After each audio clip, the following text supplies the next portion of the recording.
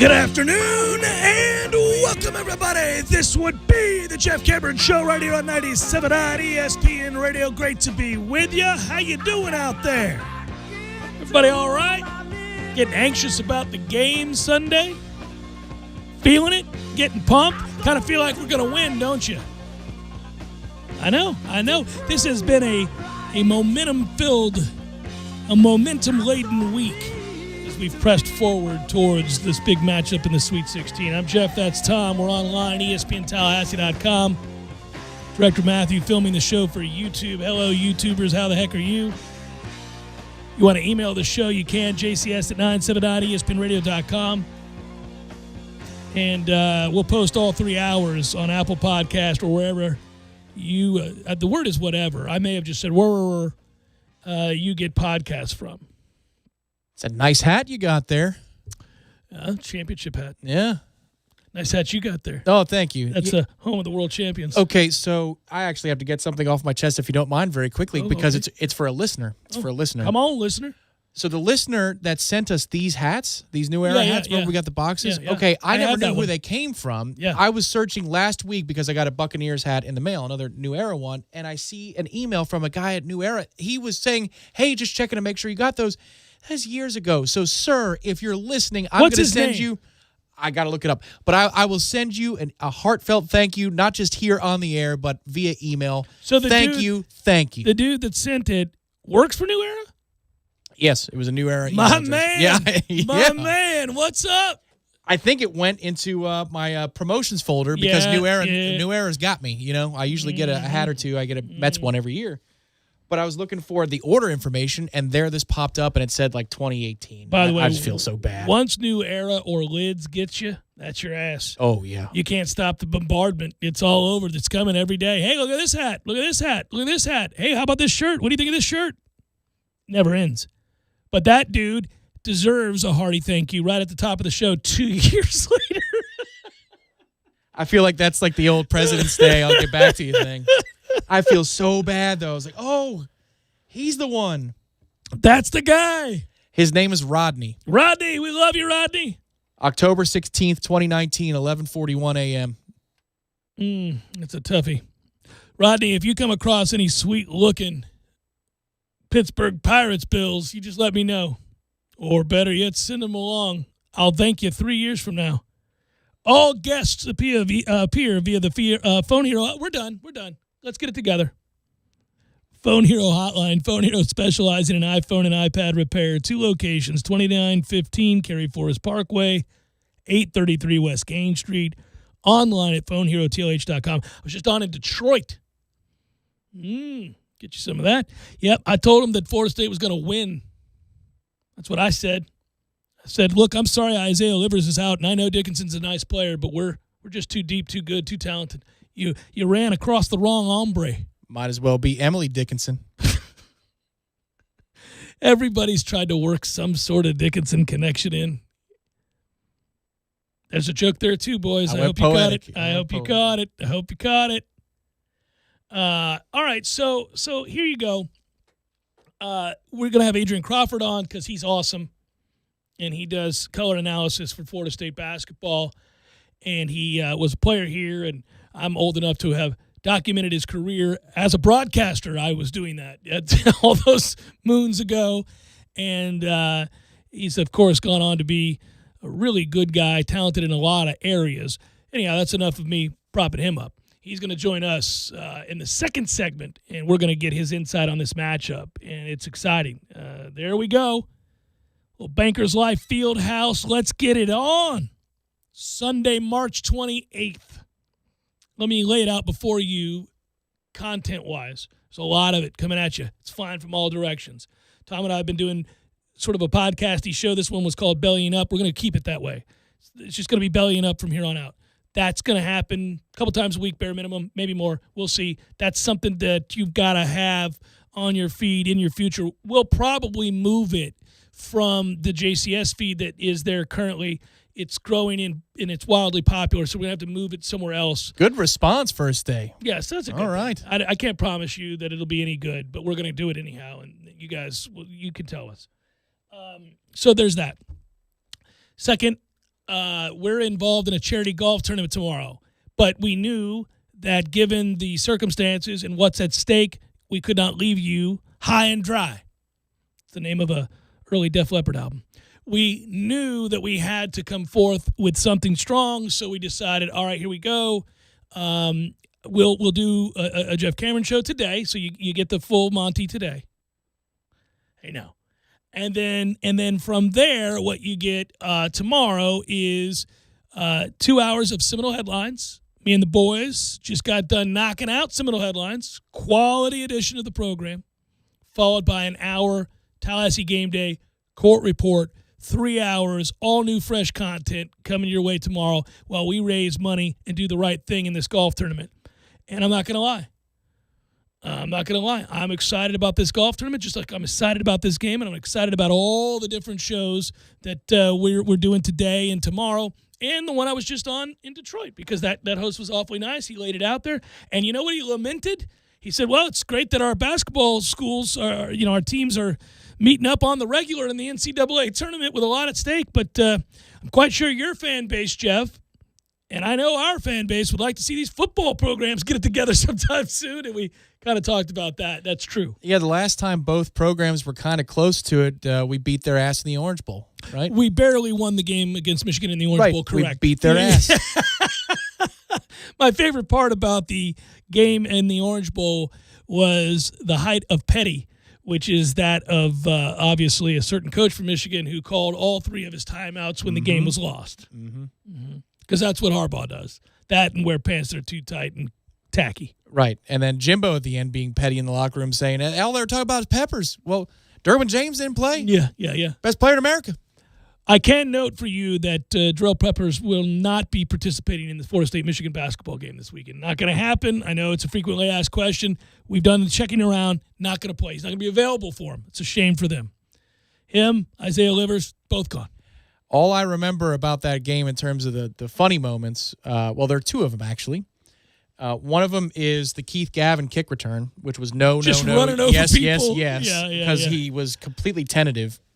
And then that Michigan fan who was in the front row who was like 6'5" and jacked out of his mind. Yeah, looked like a steroid monger. And he was a steroid monger. He was the favorite fan when they were doing things well, and thankfully they paid it off when they blew it at the end, and we beat their ass. Yeah. And they showed him. I would not have taunted him, however. No, you do not taunt that man. You do it from a microphone, time zones away. Yeah, many moons away. Yeah, he was a big, strong, angry, sad man who needed those muscles to make up for where he was lacking so much more. But I will tell you that as that played out, Tom, that I was frustrated that day because that was not a great Michigan team, and I was so mad at us, as I became frequently mad at us in the not too distant future. Oh, it was an excellent indicator of how much Dalvin Cook bails us out all the time. That was like the 2nd and 30, and then he house calls it pretty much. Gets around the outside, and you're like, what? That's going to happen again? Don't you guys know who he is? That's Dalvin effing Cook. Got to take a different angle, boys. Adrian Crawford joining us next. Stay with. And the spiders from Mars.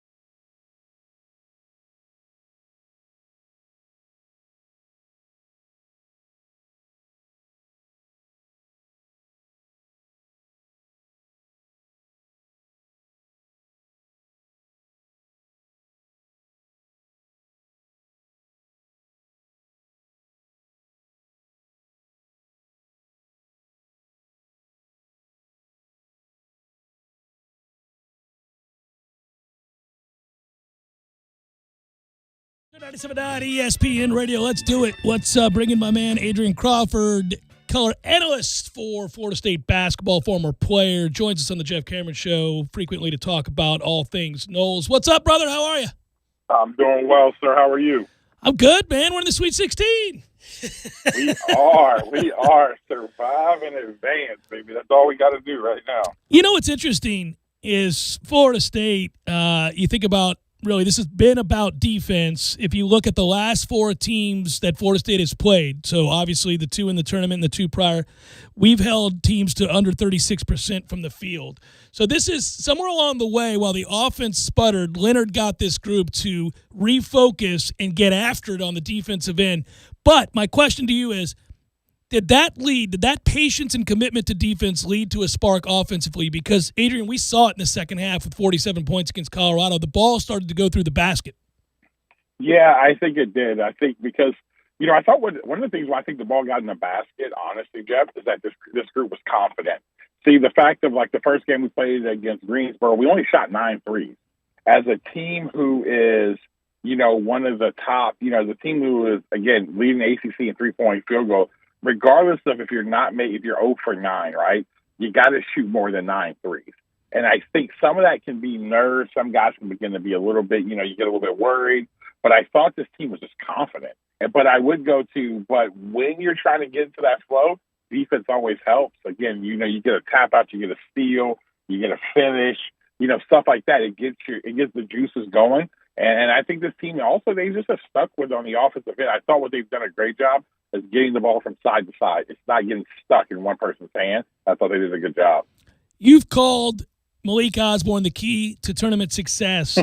He wasn't there in the first game, or it wasn't noticed, but guess what? Obviously, he played through really, really well in this next game. He kind of became the catalyst for us early on in that second game. Assess him through this weekend and what we got to see. I've said it from the beginning. Last year, I said that the linchpin of that team was Anthony Polite. This is a trip for a senior. This year, the linchpin is Malik Osborne because he's the soul of this team. And what you saw is that you saw a guy coming in and actually just his energy, his way he plays is infectious to the team. And again, you had Trent. You had him as this kind of emotional leader, even though he's quiet. We lost that, and Malik Osborne is just the soul of this team. And so I thought he was phenomenal. I thought, making shots. I thought him getting on the glass, defending. Again, and when he's in the game, especially with Boris getting in foul trouble, you go a little bit undersized. But what makes us even more dangerous, if you remember last year, Jeff, when he was at the 5, or Turk was, he was the 5, Turk was the 4, we were just really good because you can, we switch everything anyway, but now you're switching 1 to 5. He literally is a great on-ball defender who you could match up all the time against the point. So I thought he was phenomenal, and he has got to be phenomenal this upcoming weekend. Adrian, Leonard keeps a lot of things close to the vest when it comes to injuries or discipline or really anything that he just likes to keep things in-house. And obviously we all get a chance to talk to Coach and have an opportunity to use our sources. But I do love the way he's always protected his guys. And the reason I say that is because it also serves as a notice when he does begin to talk about them in a positive way and he has a pep in his voice or in his step, right? He, after this game, sounded like a guy that has been re-energized by the fact that, I don't know, he thinks his team is getting healthy at the right time. Now, they've got lingering injuries. Obviously, Scotty Barnes is not healthy. But I think these other guys are getting healthier. Do you see that? Absolutely. And here's why you can say it. Think about even, Jeff, in the ACC tournament, there was no explosion from MJ Walker. And None. The first 2 games, there's no – but what you saw these first 2 games, I saw 2 plays. One was a transition. First game, he's pushing full court. He explodes, gets bumped and finished. And he has another play the other night where you're seeing him get pop off the floor. I think you're seeing that, again, Balsa. He's got Polite. You saw how unbelievable he was the other night. And you see, you're right. You see Coach. And again, Coach, even after our post game, he was so excited. And he was excited talking about MJ Walker because I thought, what really got Coach juice was when he started talking about MJ, because I had brought up to him, asking a question about his defense, because MJ Walker didn't score a lot, but he took 3 charges. Yeah. He made great plays, and I mentioned to Coach, and you saw him get so excited about it, is that's what you have to do to win. When your seniors are willing to do whatever it takes, as a guy who's got draft stock on the line, he's doing whatever it takes in order to help this team win. And MJ Walker on the defensive end of the floor, which was an Achilles heel for him his freshman year, has really been exceptional, especially the other night. Adrian, Florida State wins this game if we have to pressure the ball and we have to make it really hard for Hunter Dickinson. He is a grown man, and we have to make it hard. So we're going to. I think there's 2 things. I think one, we got to pressure the ball because we're going to switch everything in front of the post. We have to make his touches incredibly hard. And I think the other thing too for Sean D. Brown as well, we have to cut the head off the snake, just like we did the other day. You know, the other day I thought we did. I mean, again, we were unbelievable the other night defensively. I mean, when you take a kid and was able to do what we did the other night, I think that it was a masterful. So I think it's going to start at defensive end of the floor. I said all that, say defensive end of the floor, Jeff. If we can guard, if we can rebound the basketball, if we can guard and rebound the basketball and don't turn it over, I think we win. Well, one of the things I like about the matchup with Dickinson, who is a grown-ass man, as you noted, we got a lot of bodies to throw at him, man. And we front the post anyhow and bring help. So, you know, you've got a lot of guys here. I mean, I know Ngom is not a refined product right now, but he is 7 feet tall, and you can throw him at him. And if Balsa can be smart with his fouls, I mean, and even Raekwon can guard him at times because he's a grown-ass man. So we got bodies there. I'm wondering this, too. I think about this game. I get excited about the game because of where we're trending. How impressive was it for us to extend consistently against Colorado's perimeter shot, and how much energy does that take to lock in a 40-minute ball game? Because we never relented there. No, we didn't, and I think it's because it's like being a prize fighter. You know, I tell people it's like Florida State's like Floyd Mayweather. Like, we're not going to knock you out. You know, we're not going to knock you out in the first 6, 7, 8 rounds. Round 10, 11, 12, the arms start to get heavy. And that's what we do against teams. And it's just the relentless nature. But again, you look at it, you know, that's why early in the year, Coach was frustrated because he was having to play MJ Walker 30-plus minutes. And he had to get him below that because he knew in this point in time, he's got to have 11 or 12 guys who've got good legs and who can play. And that's just how we play. And I think it was it's like that. I think it's going to be the same thing coming up on Sunday. We're going to have to extend, defend. I wouldn't be shocked, Jeff, if the game is getting tight, that, you see us throw a little zone as well. I think that, Coach is, again, I think Coach is now, we're going to be man-to-man primarily, but he does a really good job at times of throwing something different at him. And I think that you can see a little bit of zone as well. Is there a player here, before I let you go, that might surprise us? Just the matchup, as you look at it, you think, oh, well, you know what, this could be a game. Because the reason I bring it up, Adrian, is that obviously we've watched Anthony Polite really emerge as a wonderful player and a guy that when he's healthy is pretty consistently able to contribute something every night. I don't know that our fan base expected, really, or Leonard Hamilton, for him to drop 22 and have the game that he did. Is there somebody here that this matchup benefits? I think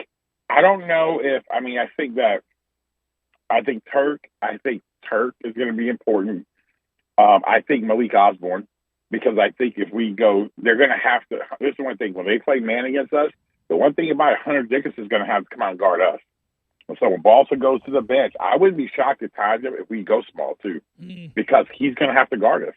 He's going to have to pull, and then when you pull a guy like him out, now he take away shot blockers at the rim. I mean, it's a whole different ballgame. So I would say, I think a Turk, I think a Malik Osborne, and I'm going to take a wild gamble, and I could regret this. I actually think we're going to see a good game from Sardar Calhoun.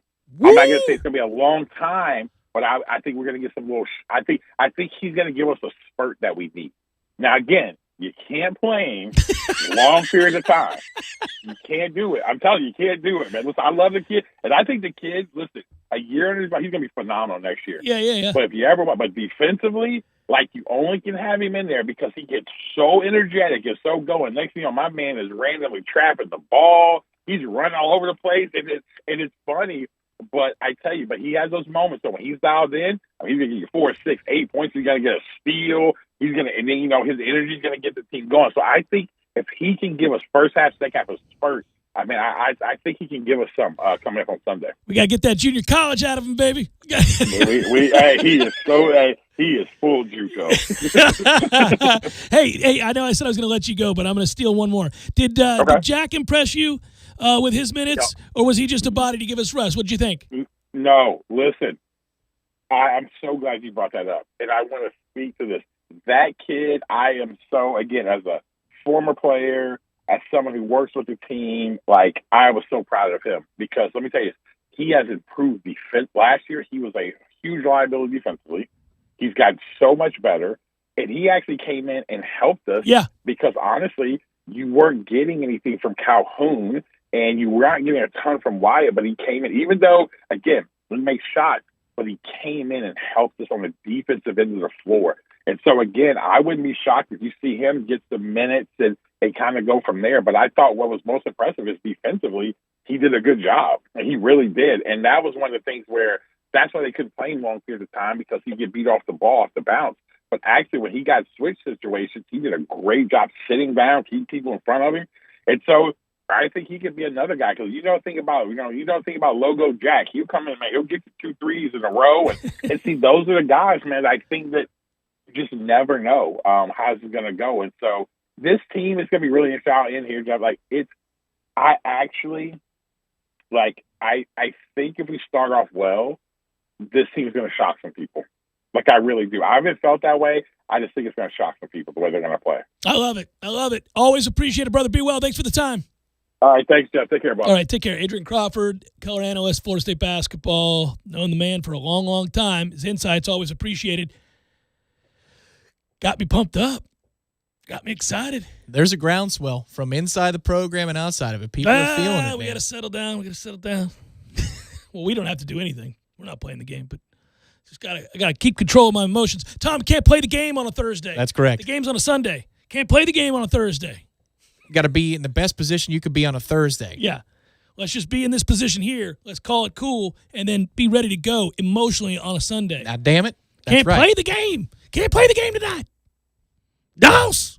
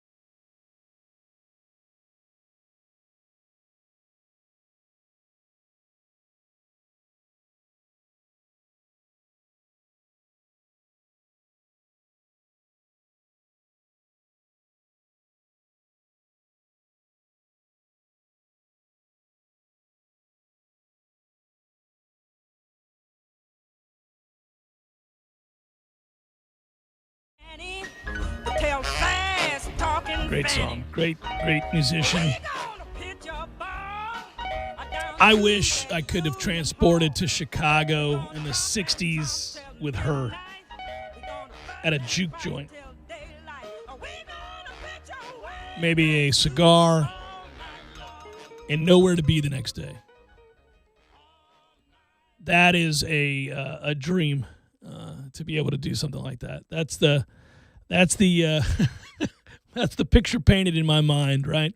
Walking into that place with the greatness of blues artists in a city renowned for it, and her capacity to own it, own the stage, own those other musicians, lead with that voice, that fun, and then again,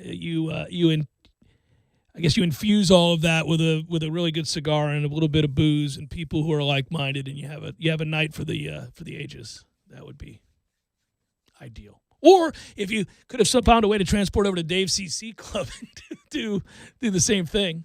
I still hear it up at my house, Tom. You can hear them rocking. Dave CC Club. What's it called now? I think they changed the name of it.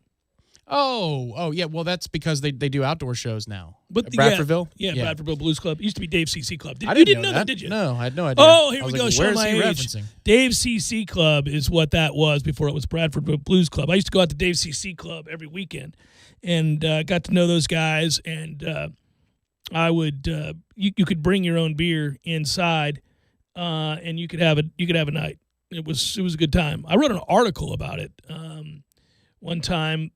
And it ran in the FAMU, and I wrote that piece because I think they were getting ready to transition. That's what that was, and God, that was 20 plus years ago. I'm sure it was, but very very long time ago.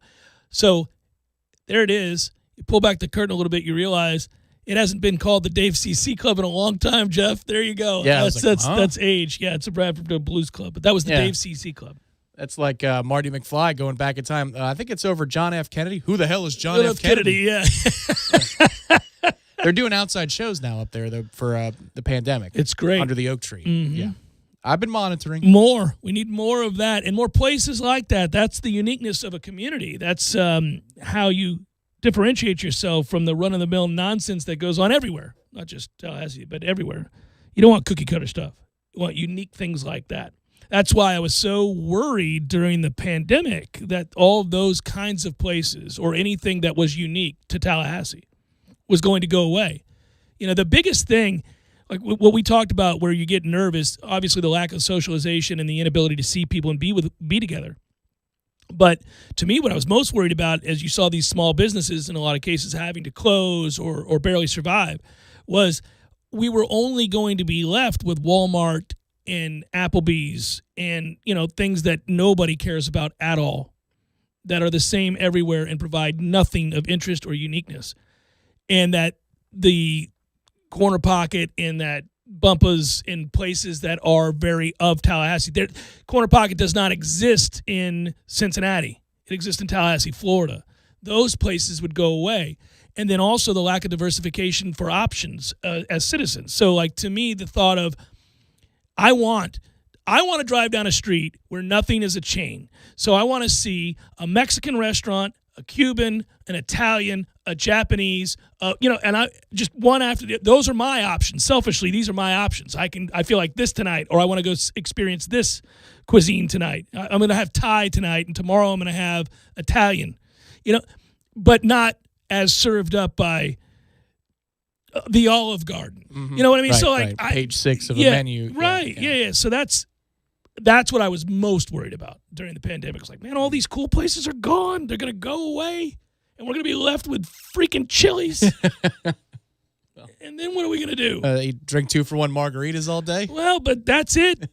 You'd be there drinking the El Presidente and drowning your sorrows that a cool place is no longer next door.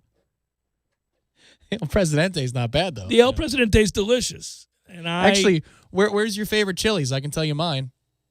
Well, I don't have a favorite Chili's. Oh, it's easy though. Like it's gone. It doesn't exist anymore. But it was next to out there on the Parkway. Crenshaw. No, next to Crenshaw. Oh my God! Okay, sorry, I forgot. Yeah, and they wouldn't do the 2-for-1 because it was on campus. It was like illegal. So we just get the Presidente and then go bowl. I've got the Crenshaw is the best. I got the El Presidente story over in Orlando when we beat Notre Dame.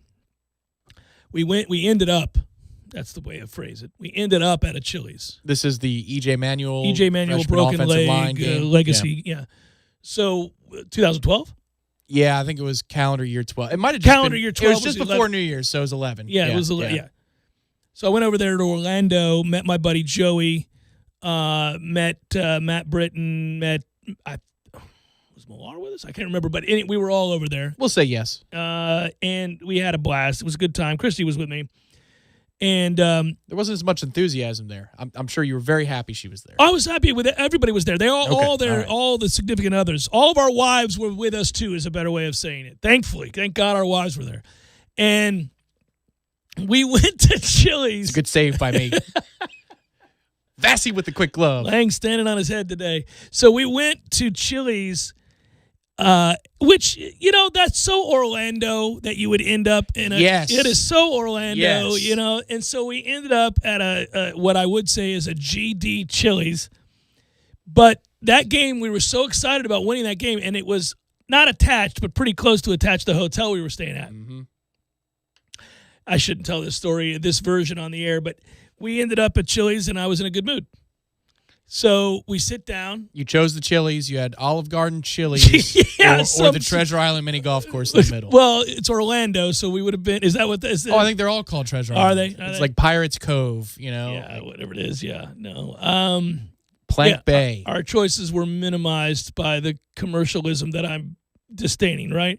So we go in to the Chili's and we get a big table, and we're going to have a big to-do. And it's not like we didn't pregame, and it's not like we didn't have fun afterwards for a little while before arriving at said Chili's. But nobody has to drive because we're going to walk next door, which in a weird way is smart and dangerous all at the same time because everybody you leave responsibility at the door other than being a decent human. You don't really have anything to adhere to because I can get to the hotel. I can get to there. I can walk over there. Maybe. Probably. And I do love the El Presidente. I'll give the Chili's that. The El Presidente is delicious. And I'm a connoisseur of margaritas. You are. And I'm going to give them their love. The El Presidente is freaking delicious. It makes me want one right now. I'm thinking about it. They're delicious. So Joey likes the El Presidente too. And he's excited. He's a big man. And he's like, man, we're going to get us some El Presidentes. I was like, yes, we are. In celebration of the big win over Notre Dame. We sit down and we order the El Presidentes, and they keep flowing, Tom. They come out there. I love the shaking. You get the shaking with the blue thing, and you pour your own after a while, which is the best because they give you the shaker. And you're like, oh, I could pour my own. This could get dangerous. So there we are having the El Presidentes, and I keep, this is the other part about no longer being broke. You just raise your hand and go, another round. You're not thinking about anything, right? So that's kind of how that went. But I think I enjoyed more El Presidentes than everybody else. And Christy said, you're getting a little crazy with the El Presidentes. You need to slow it down. Because I kept reaching for the shaker. There have been more U.S. presidents than you've had El Presidentes, but we're getting close. Yeah. So the gap is narrowing. So she reaches, because she's seen me reach for the shaker more than everybody else at the table. My refill is necessary sooner and more often than everybody else's because I have a problem. I really enjoy what I enjoy. And when it starts, Tom. It's just I want more of that thing I enjoy, and it's dangerous. I get an addictive personality. And so I'm like, but they're delicious, and we're walking. So I kept pouring the El Presidentes. It leads to this moment where I actually redeemed myself, oddly. We ordered another round of El Presidentes, and everybody else got whatever they were getting as well. And I'm like, yeah, because it was getting late, and I think they were getting ready to tell us we had to leave. And so, which is like 10:30 at a Chili's. And so I'm like, yeah. And I look at the girl, and Christy knew I was going to do this. I give her the secret signal for 2 rounds, not one. Oh, well, yes. That's on page 1 of the Cameron playbook. Have it not need not have, Tom. Oh, it's a power play. Our mutual friend who owns a bar does the same thing where he's like, he'll have another and then bring one more. And then bring one more because he's hanging out. Yeah. And that's usually when the person at the table says, I got to go, guys. I got to go. Oh, no, he'll have another and bring one more. Yeah. I mean, after that, just keep them. If you see we're getting halfway down, just, that's the green light. So I gave her the 1 round, and then she looked at me, and I gave her the 2, and she was like, okay. She knows that's leading to a bigger tip and everything else, right? So, but Christy sees the motion. She's married to me. Interception. She knows, and she's like, "What are you doing? What are you doing? We don't need 2 more rounds. You got like 15 minutes." I'm like, no, we could use. Yeah, she was like Keekly. No, you're not running that drag on me. That's right. Yeah. You changed the color to blue. Wait a minute. Yeah. Everybody shift over. Yeah. One gap. So, but the lady did do it because I won out. I gave her the nod even after I was intercepted. I gave her the nod, the double nod. Like, don't worry about her. So it comes. Well, I was telling a story, and I'm in the middle of telling this story, and it was theatrical. And it was a good story. And I was into it, and people were laughing, and we were having fun. And I went and like this right as the poor girl. Oh, you got some radio. You guys can't see this. I waved my hands in the air to make this point, and she had a tray of a double down boatload of drinks. Oh my God! And I went, and it goes flying everywhere, and the glasses are hitting the floor. The whole restaurant's looking over. They're all mortified at the table. I've never heard this story. They're all mortified at the table. Glasses are flying in the air. El Presidente salt. It's it's just. And the girl is like saucer-eyed, and she soaked the poor woman. It got on her more than anybody else. Joey immediately thinks it's the greatest thing he's ever seen in his life. And he's like, yes, because he knows that's going to be etched in his memory forever. He's like, yeah, he loves it. And Matt's just got his head down like, oh, Christ, man. And my wife is just about to get up from the table and leave, just furious. She should have. Yeah. So because that's a long process. Like you order more. Oh, and yeah. Did you? Oh, yeah. But here's the thing. So there's glasses on the floor. There is El Presidente mix everywhere. That's me throwing $40 on the table and saying, hey, "Listen, I'm got to sort some stuff." I'm done. So, but I did. Everybody's, some of them are laughing, some of them are mortified, some of them are staring in awe, like, "What are we gonna do now?" So I stand up. I'm like, "Oh, sweet Jesus, I am so sorry," and I give the waitress a hug, and I go, I cannot believe I just did that. I am so I didn't see you, obviously. And she's like, no, I know. It happens. Don't worry about it. And I go, it shouldn't happen. It shouldn't happen. That's on me. And she's like, right. But, I mean, she's got to clean it up. I go, where's the broom? And she's like, what? I go, give me the broom and the I feel terrible. She's like, okay.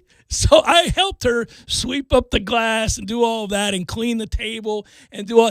And when we finished, I said, we'll take another round. And then you did that to earn another round. No, it was the right thing to do. Yeah. But here's where I made up for it. That girl was probably very excited because I tipped graciously. As you should have. Excessively. Absolutely.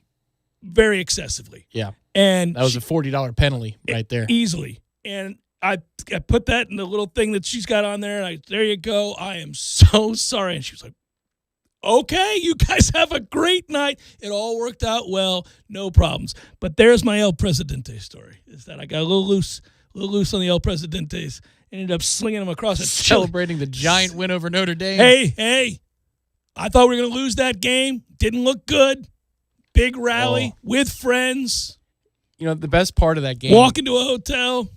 I was front row of that press box, and that press box is right on top of seats, the final row of the seats in the main concourse. And there's this Notre Dame fan, and every time there was a review, I think there were 4 reviews, and we won all 4. And they were all either not Notre Dame fans furious, right? They're all inconclusive or whatever. That is correct. I forgot about that. You're right. Yeah. Like there's sliding body parts out of bounds, and the ball is laying on his stomach. I think we actually got every call, and none of them were correct. On the field, but it was inconclusive to overturn kind of a thing. You're like, I don't think it's a catch, but it's inconclusive, so it's going to stand. Yeah. And the guy was like, every time he's like, what do you think? And I'm like, Man, I think you're going to get screwed here. And then, like, by the third one, he's like, same thing. I'm like, yeah, because I've gotten him right, too. He's mad, but I've gotten him right. Yeah.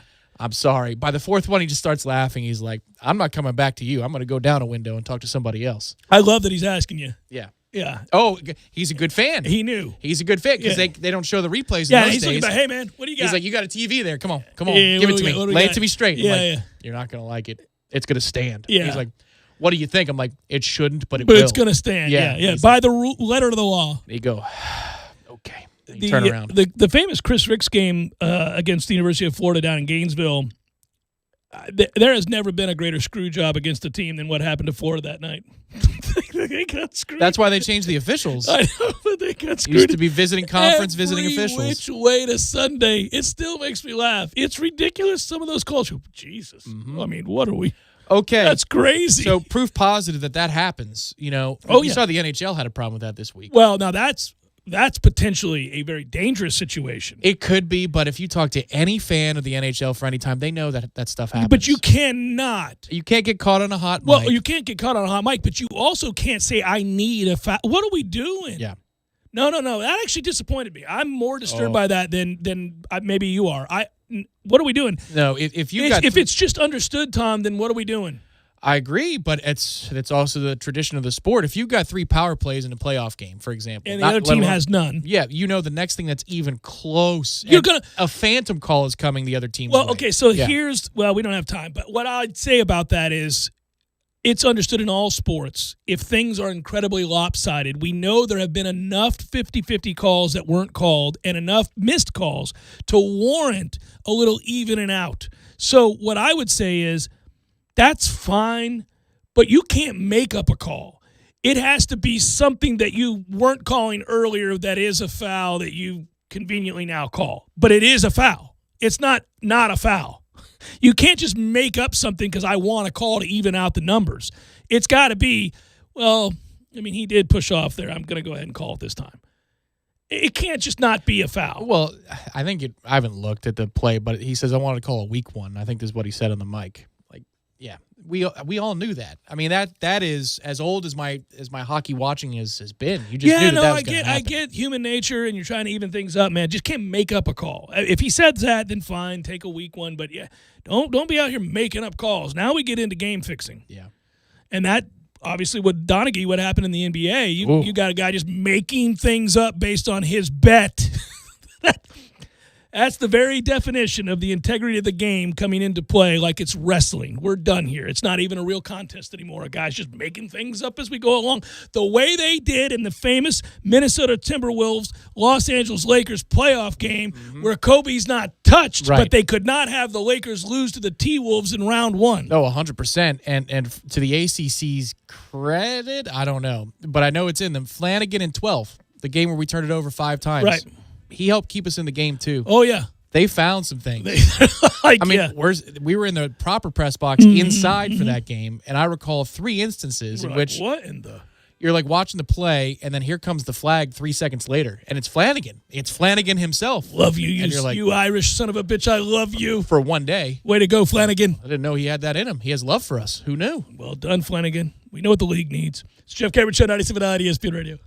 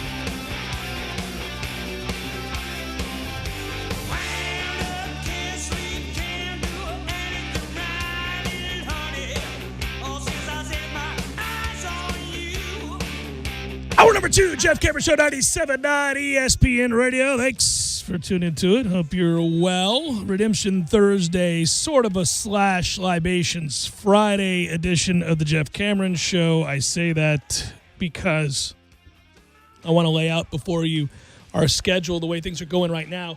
By the way, if you want to email the show, jcs at 979espnradio.com. Got a lot of really nice compliments the last couple of days via email, as well as on Twitter at jcameronshow. That's really cool of you. I appreciate that. And basically it centers around from the sort of not safe for work podcast edition of Bellying Up. I think is what we've settled in on. Tom and I have. Listen, the Jeff Cameron Show is going to continue Monday through Friday. We're going to do this thing the way we do it as a radio program at all times, as best we can. But we're also going to further the podcast content by doing conversational, classic-style podcasts, things that may not always involve Florida State. Some days it will be nothing but. Other days it will be something very different. Might be a conversation about, pop culture, observations, music and movies and the sort. Could be anything. Could just be a casual conversation about our life, our kids, our wives, plans, future plans for the show and otherwise. And I've been the show's been trending in that direction for a very long time. We kind of make the radio show an element of that anyhow, but we haven't always been able to do it in the way that we would like. And I want to further options. I want to further content for listeners, and I want to do the things I want to do. I feel like I've gotten to a place now, selfishly, where I've earned that, and if I want to do something, I'm going to do it, and meaning professionally, of course. and if it works and there's an avenue for it and there's a desire for you to hear it, then we'll keep doing it. And so I appreciate the feedback. It makes me, it emboldens me and excites me, and that's good. You know, that's a good thing. I had a lot of you, complimenting this, but also I think there are some concerns about it as well. I tweeted out a picture yesterday, and I've had a lot of feedback about this, and I didn't respond except for to one person early today. I tweeted out a picture of a payphone yesterday, and it was just a payphone. I didn't say anything about it. I just took the picture of a payphone. And while I'm telling you about this new sort of format we're doing, and it falls under the JCS feed, by the way, the Jeff Cameron Show feed. So if you're looking for that, you'll see it's called, the first one was Fireside Chat. The second one's called Bellying Up. I think from here on out, any edition we do will be called Bellying Up. And while I'm taking inventory here and kind of catching you up on things, I'll answer a couple questions. The particular payphone I took a picture of is at a rest stop on our way to Alabama, and you think that's weird on two levels. One, why were you driving to Alabama ever? And then two, why were you at that rest stop with a payphone? Well, I was what you do at a rest stop. I was peeing. Secondly, I saw it and it stuck out to me, and I couldn't believe that there was a full, honest to goodness payphone with all of the stickers adorned that said use 1-800-COLLECT. Remember all the things that you used to have to do to make these calls that we all make now because they come with whatever wireless plan you have? Like your cell plan has unlimited calls. Like who doesn't have free long distance? Within reason. I recently found out that you can't call overseas free by accident. I found that out by accident. I have a buddy of mine. He's in the Foreign Service, and we were talking when I realized this probably just cost me $100. We need to do something different. But that said, I forgot all of the cards you used to have to get.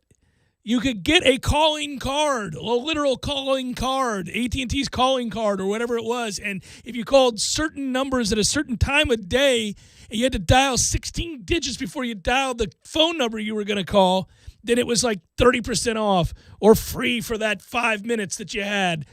And this had all of those. So in addition to the fact that it was a payphone, which you don't see anymore, it had all those old stickers.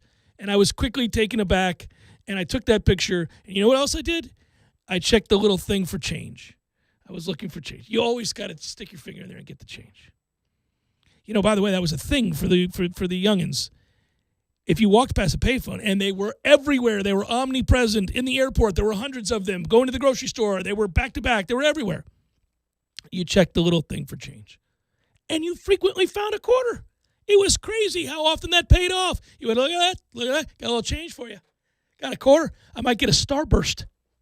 I might do something like that because I can, thanks to some lazy, forgetful, perhaps, caller that didn't bother to check their change. Got it. That rest stop in particular on the way towards Alabama, really towards Pensacola before you head north, is the craziest rest stop I've ever gotten off to arrive at. When you get off the exit, you drive into the middle of nowhere to get to the. It's a 5-minute ride to the rest area. It's the silliest thing I've ever seen. I got nervous. I thought I was like an alternative world. I was being led down the path to some sort of like transition. It made no sense. You get off the highway. You're on I-10. You get off of I-10. You go right. Normally, you pretty much can see the rest stop. You get off there, you look over, no rest stop. There's no rest stop here. What are we doing? Go around. It's a left bend. Okay, no rest stop here. A lot of trees. This is hilly. There's still no rest stop. Is this rest stop closed? And they forgot to tell us. Still going around, still going around, still going around. Go back right, back down a hill, over the top. Still driving. I'm still driving. 2 minutes after I've gotten off for a rest stop, I turned to Christy. I said something I can't say here, but I said, basically, what the F is going on here? Where's this rest stop? Did I miss it? She said, I was just thinking that. We kept going, then finally arrived at this rest stop. And even that was backwards because by the time we parked, the rest stop bathrooms are like across the street. It's the dumbest thing I have ever seen. And in addition to that, there was a payphone. So it made total sense. And if you've ever been to that rest stop, you know exactly what I'm talking about. If you haven't, one day you will, probably. And when that happens, you're going to get freaked out just like I was. And you'll remember this moment that you were listening to this show and you'll go, Cameron talked about this rest stop 10 years ago. It's the craziest rest stop ever. And I was going to Alabama because I was getting my second shot for the vaccine with Pfizer. I've got it. I feel fine right now. Knocking on wood that we're in good shape here. Feel pretty good. And it's the only time, it's pretty rare you do this. I've done this in certain places when I went to Europe. You ever leave a place and know 100% with 100% certainty that you're never going to see that place again? That was me yesterday leaving this particular city in Alabama. I went, yeah, take a look around. You're never in your life going to see this city again. You'll be dead and long gone and never see this city again. And really, you're not longing for that. It's just something you realize. You get strangely nostalgic instantaneously. It's very odd. I'm like, oh, take it easy, Evergreen. I hope you have a good life. Because I will surely never see your sorry ass again. I don't do this to you. Don't expect me to enjoy it. Because I really don't have the courage.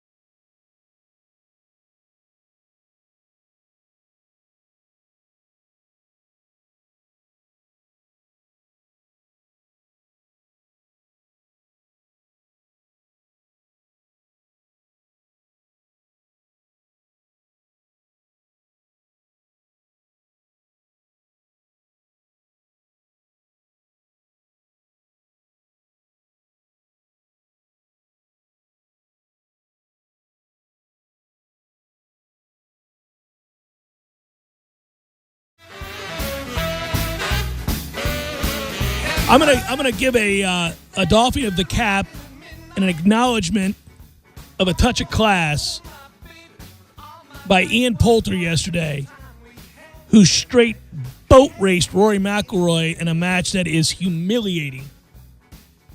6-5, and it wasn't that close. We've documented on the show off and on Rory's struggles as of late, and I like Rory McIlroy a lot. I do too. He's a good man. But he is a lost soldier. My man is wandering in the wilderness right now. Did your Rich Lerner pile on him yesterday? No. He goes, well, the good news for Rory is he's got all afternoon to figure it out. Well, we'll see what happens. But here's what I do know. This happens in the world of golf. Guys get sideways, and you can find even the world's best in a real dangerous place mentally, and it leads to physical problems time and again. If you don't believe me, no matter what you think of Ricky Fowler, there was a stretch of about 6 years where he was one of the best 3 putters in the world, and he can't putt to save his life right now. So the game is cruel.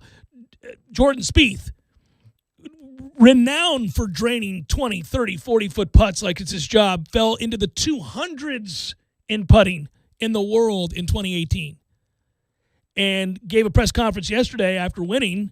And he's putting very well, and he was funny. He was like, well, in 2018, I was piss poor at putting, and so there's no excuse for that. Only middle relievers and NFL kickers are as up and down as a golfer is. As a golfer, including the very best to ever do it. Like guys that have won multiple majors and everything else, that have shown their resolve and their steeliness when the pressure's at its greatest, can look like they're completely unfolding before your eyes, and it's really hard to watch sometimes, especially if you like the guy. You're like, oh, I don't want to see this. My man, you got no chance. 2-way misses off the tee, and they look lost at their caddy, and we've all been there. It's a bad feeling. So Rory right now is a guy that's got nothing going for him. You know, he's got a 2-way miss off the tee, which for starters, that's a real problem, a very big problem. Secondarily, his pitching and chipping is god-awful, and he can't putt like he used to. So what do you got? You got nothing. So it's not surprising that in this case, Ian Poulter, who is not seated very highly. And is rounding into form just in time for the Ryder Cup. You can set a watch by it. Always does. Went out and just hammered Rory McIlroy. Apparently, though, they are friends, and he had sympathy for his mate, if you will, and was asked about the ass stomping immediately following that victory. And this is how you do it. This is, sir, well done. Now, could you pile on there? Yes. Could you talk about and self-aggrandize? Yes. He doesn't. He's asked about the win and the loss, moreover, of Rory McIlroy. And he's armed with the knowledge that, A, he's going to be asked that question, and also that McIlroy recently did something that many players have had to do over the years. And that is change from their coach. And he changed from his longtime coach, Michael Bannon, and he's now got a partnership with Pete Cowan. Pete Cowan is known on tour as the short game whisperer. This is a guy that will cure. He's Brooks Koepka's short game coach. He is the guy that will change your short game in a nutshell. So much so that he has the most unique deal in golf, Tom. You may not know this. If you work with him, you have to pay him 4% of your earnings. Oh, my. Oh, well, not just that. If you leave him, you have to pay him 2% of your earnings for as long as you play golf. What? I've armed you with the knowledge to be the best short game player in the world. You're not going to just leave me willy-nilly and not pay me for that information. That's how good Pete Cowan is. People agree to it. Well, Brooks is actually dynamite in the short game, and it never gets talked about. Guys leave him, and they pay him for the rest of their career. Oh, man. That's how good Pete Cowan is. So that's who he is. That's who Pete Cowan is. What a deal. It's on the table. Okay? So that's Pete. Now, Rory just went to Pete. I'm lost. Take 4% of my earnings and get me right. That's what he did, okay? Ian knows this. He knows who Pete Cowan is, and he knows what Rory's just done. He's asked about the win. His first answer about winning 6-5. There's no question about anything other than describe your win today. 6-5, obviously dominant. Quote, well, obviously Pete's going to be working exclusively with Rory on his game. I just read that. I think there's a couple of areas of his game which I'm sure he wants to firm up a little bit, and there's nobody better in the world than Pete at doing that. Sir, that makes me like him. That is unbelievable. Mm-hmm. Listen to that answer. That's going to be the most difficult part of being in Whistling Straits this year is I actually like the European team more than I like the American team, but they can go to hell for 3 days. But still, like if they make yes, you'll appreciate them. Instead of booing Ian Poulter, I'll be like, you're all right, you a-hole. You're all right. I couldn't believe that answer. That's the best answer I've ever heard. You put it in the PR firm binder. Oh, I'm saving it forever. That is the greatest thing I've ever heard. I about dropped my drink. I wasn't drinking alcohol beverage, just my tea. I was like, did he just do that? That is amazing. That is class beyond reason. But he's also telling you he's a mess. He's a mess right now. There's some things he needs to get way better. Without saying he's a mess. But, I mean, imagine that. Now, you just basically told anybody that knows anything about what just happened there that, look, I can't even take credit for that ass kicking. My man can't play golf right now. He ain't right. Yeah. And I know he's not right, because if he was, he'd kill me, because he's proven it time and again.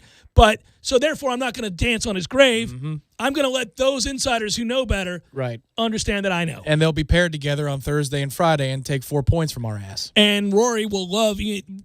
Listen, he's going to love Ian Poulter the rest of his life. I'm sure that got back to him. I mean, that's the kindest, gentlest way to describe curb stomping somebody. What do you think about winning 6 and 5? Well, obviously, Pete's going to be working exclusively with Rory on his game, and I think there's a couple areas of his game in which I'm sure he wants to kind of firm up, and there's nobody better than Pete Count. Dude, bravo. I've gone hit and miss over the years with Ian Poulter, but you win, man. Well done. Jeff Cameron, Show 97.9 ESPN Radio.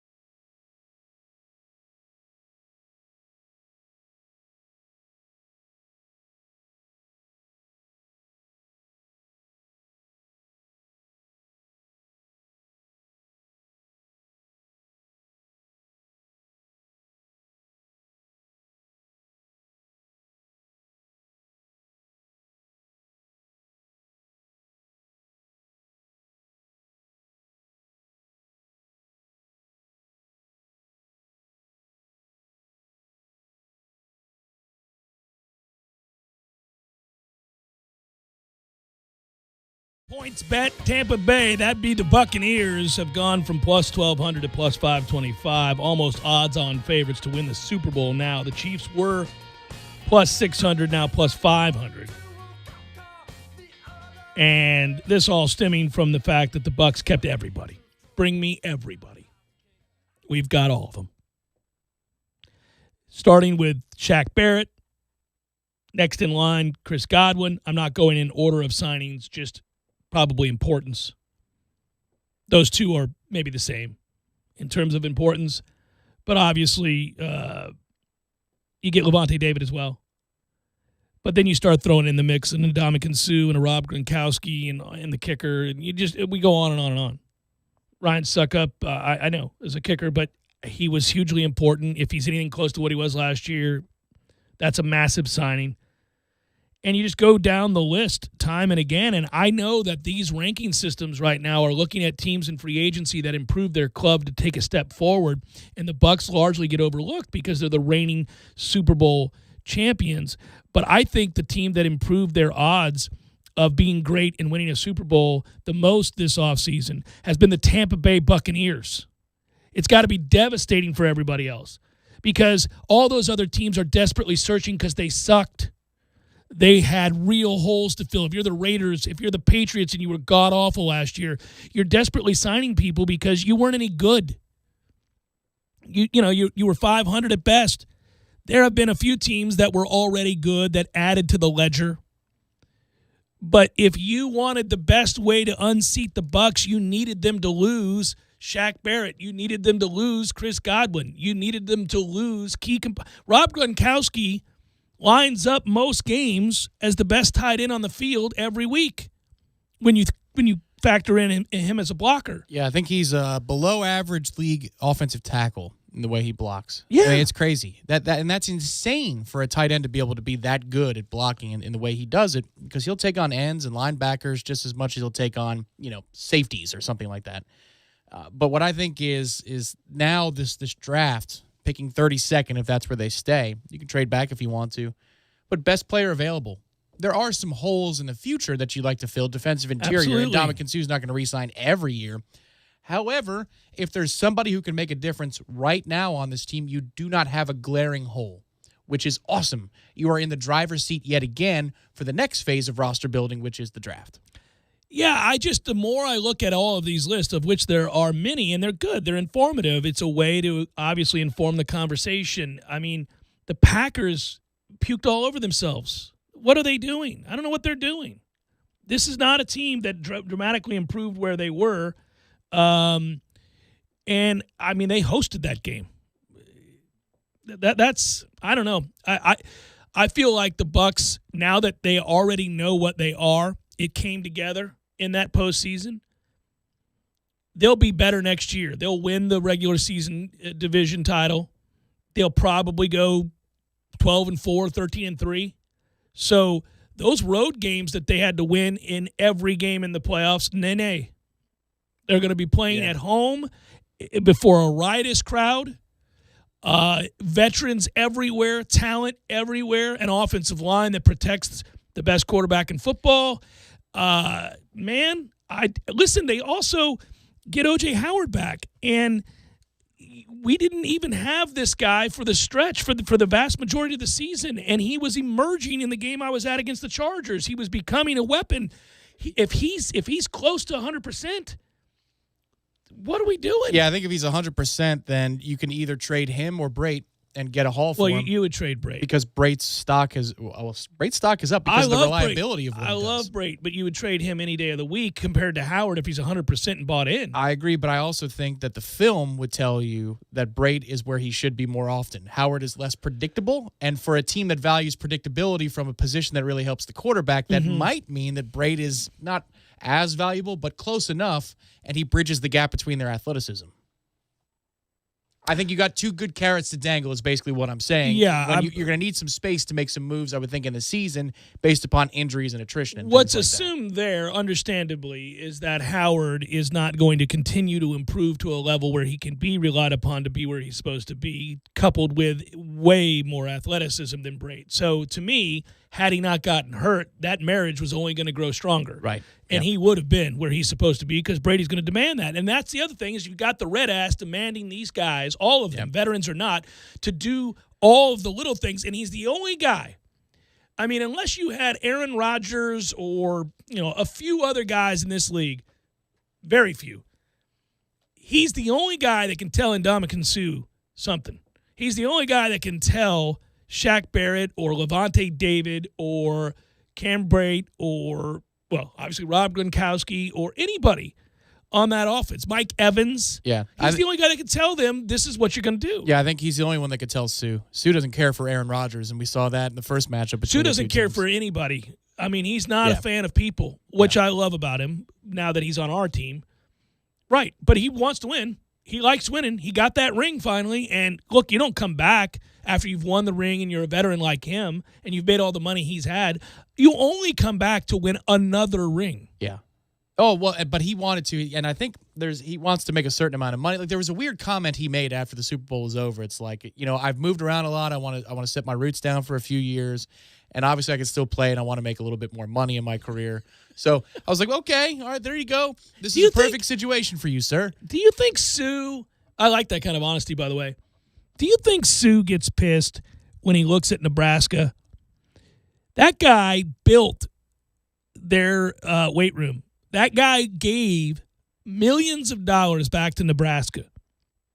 He felt like he owed Nebraska for his career, that they gave him a shot. I don't know how he was overlooked. I don't know if he got lost in the shuffle. I don't know. I can't remember that background. I don't remember why it was, but somehow that monstrosity, that freak of nature, that unblockable human being, unblockable in college, ended up at Nebraska. If he were coming out of high school now, that guy's at Bama or he's at LSU or he's somewhere like that. He's not at Nebraska. Yeah, you're not slipping, yeah. You're going to Ohio State. You're going somewhere like that. But he ended up at Nebraska, and he felt indebted to Nebraska forevermore, and he cut a massive check for them to rehaul and modernize their athletic facility, and mostly the weight room. He basically paid for the entire thing after he'd made his money with Detroit. And they haven't gotten any better. Do you think he sits around like, God, dog, guys, I gave you $50 million and you still suck. How about getting some of that money back? He didn't get $50 million, but you know what I mean. Yeah, I go back to those days I was in college when he was playing or right out of college, somewhere in there. And he was the most watchable player in the country for about a month once the secret was out about Ndamukong Suh. Yeah, you couldn't block him. But how often do you get fired up to watch a defensive tackle? I've never, in college, never in my life have I been fired up to watch a Timmy Jernigan made me excited to watch football. But I've got like 17 options on those teams. Mm-hmm. It's just like I don't tune in for Timmy Jernigan. It's like, okay, this is awesome. When we're on the field, you got Timmy and Telvin behind him and LaMarcus. But Timmy was fun. Like, when you watch Nebraska, you're only watching for Suh, and it's worth it. If you paid for that game on it's worth watching him. It is worth the price of the pay-per-view. It's unbelievable. You couldn't do anything with him. Every once in a while, guys come along. We always, we use the phrase preternatural. Their guys come along. They're just so fast that you can't fathom any individual being that fast. And what do you do with that? How do you defend against that? But it's pretty rare that you see a guy who's so physically imposing and dominant in the trenches, because those are all gigantic dudes. There's always some big, strong guy that can handle another big, strong guy. And we watch, the so-called hog mollies get after it, and we laugh and have a good time. Like, look, these two big sons of bitches getting after it. It's great. But I don't know. There's been a few, I guess, in my lifetime where you're like, that guy, you got nothing for him. He's too big, too strong, too quick. Usually there's something lacking if you're one of those other things. He was that guy. He was a freak. There was a ton of hype around Aaron Donald and then the Nikita Whitlock thing, too. Remember all that? That was annoying. Yeah. And, those guys were good players, but I wouldn't tune into Pitt. He wasn't good enough for me to tune into Pitt. Aaron Donald was not good enough at Pitt for you to be in awe. And Ndamukong Suh was. But Donald's a better pro than he was a college player. It was kind of like, and this is, you're going to say, what? This player's not on the same level. I agree. I'm only talking about a specific situation within his game. But when DeMarcus Walker on 3rd and long would flex inside, you're laughing. Those poor guards had no chance. They've got no chance. Yeah, they had this no is chance. Like one Mississippi, and he's already there. And every time, you're like, oh, That's what Aaron Donald does to people now. Have no chance, gentlemen. Yeah. No, yeah. But Sue did that on every play. Oh, he was run or pass. You just couldn't do. He looked like those WWE guys that come in where you're like, what is this? There's people can't be that big.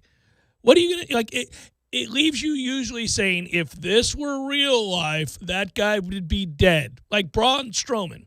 When you look at Braun Strowman, you're like, who is 6'9", 400 pounds of pure muscle? What are you going to do with that? Mm-hmm. There's nothing you can do with that. And you just see him grab a guy who's 250 pounds and just throw him up in the air. One of the great stories I've ever heard is Brock Lesnar wanted to wrestle. Right. Look, Brock Lesnar, for real. He wanted to wrestle for real Kurt Angle, who won a gold medal. Gold medal. And Kurt agreed to it after a lot of prodding. Like challenging Kurt Angle's got a little something for him. Yeah, he's a gold medalist. Yeah, and he won he's college, not small. He's not small.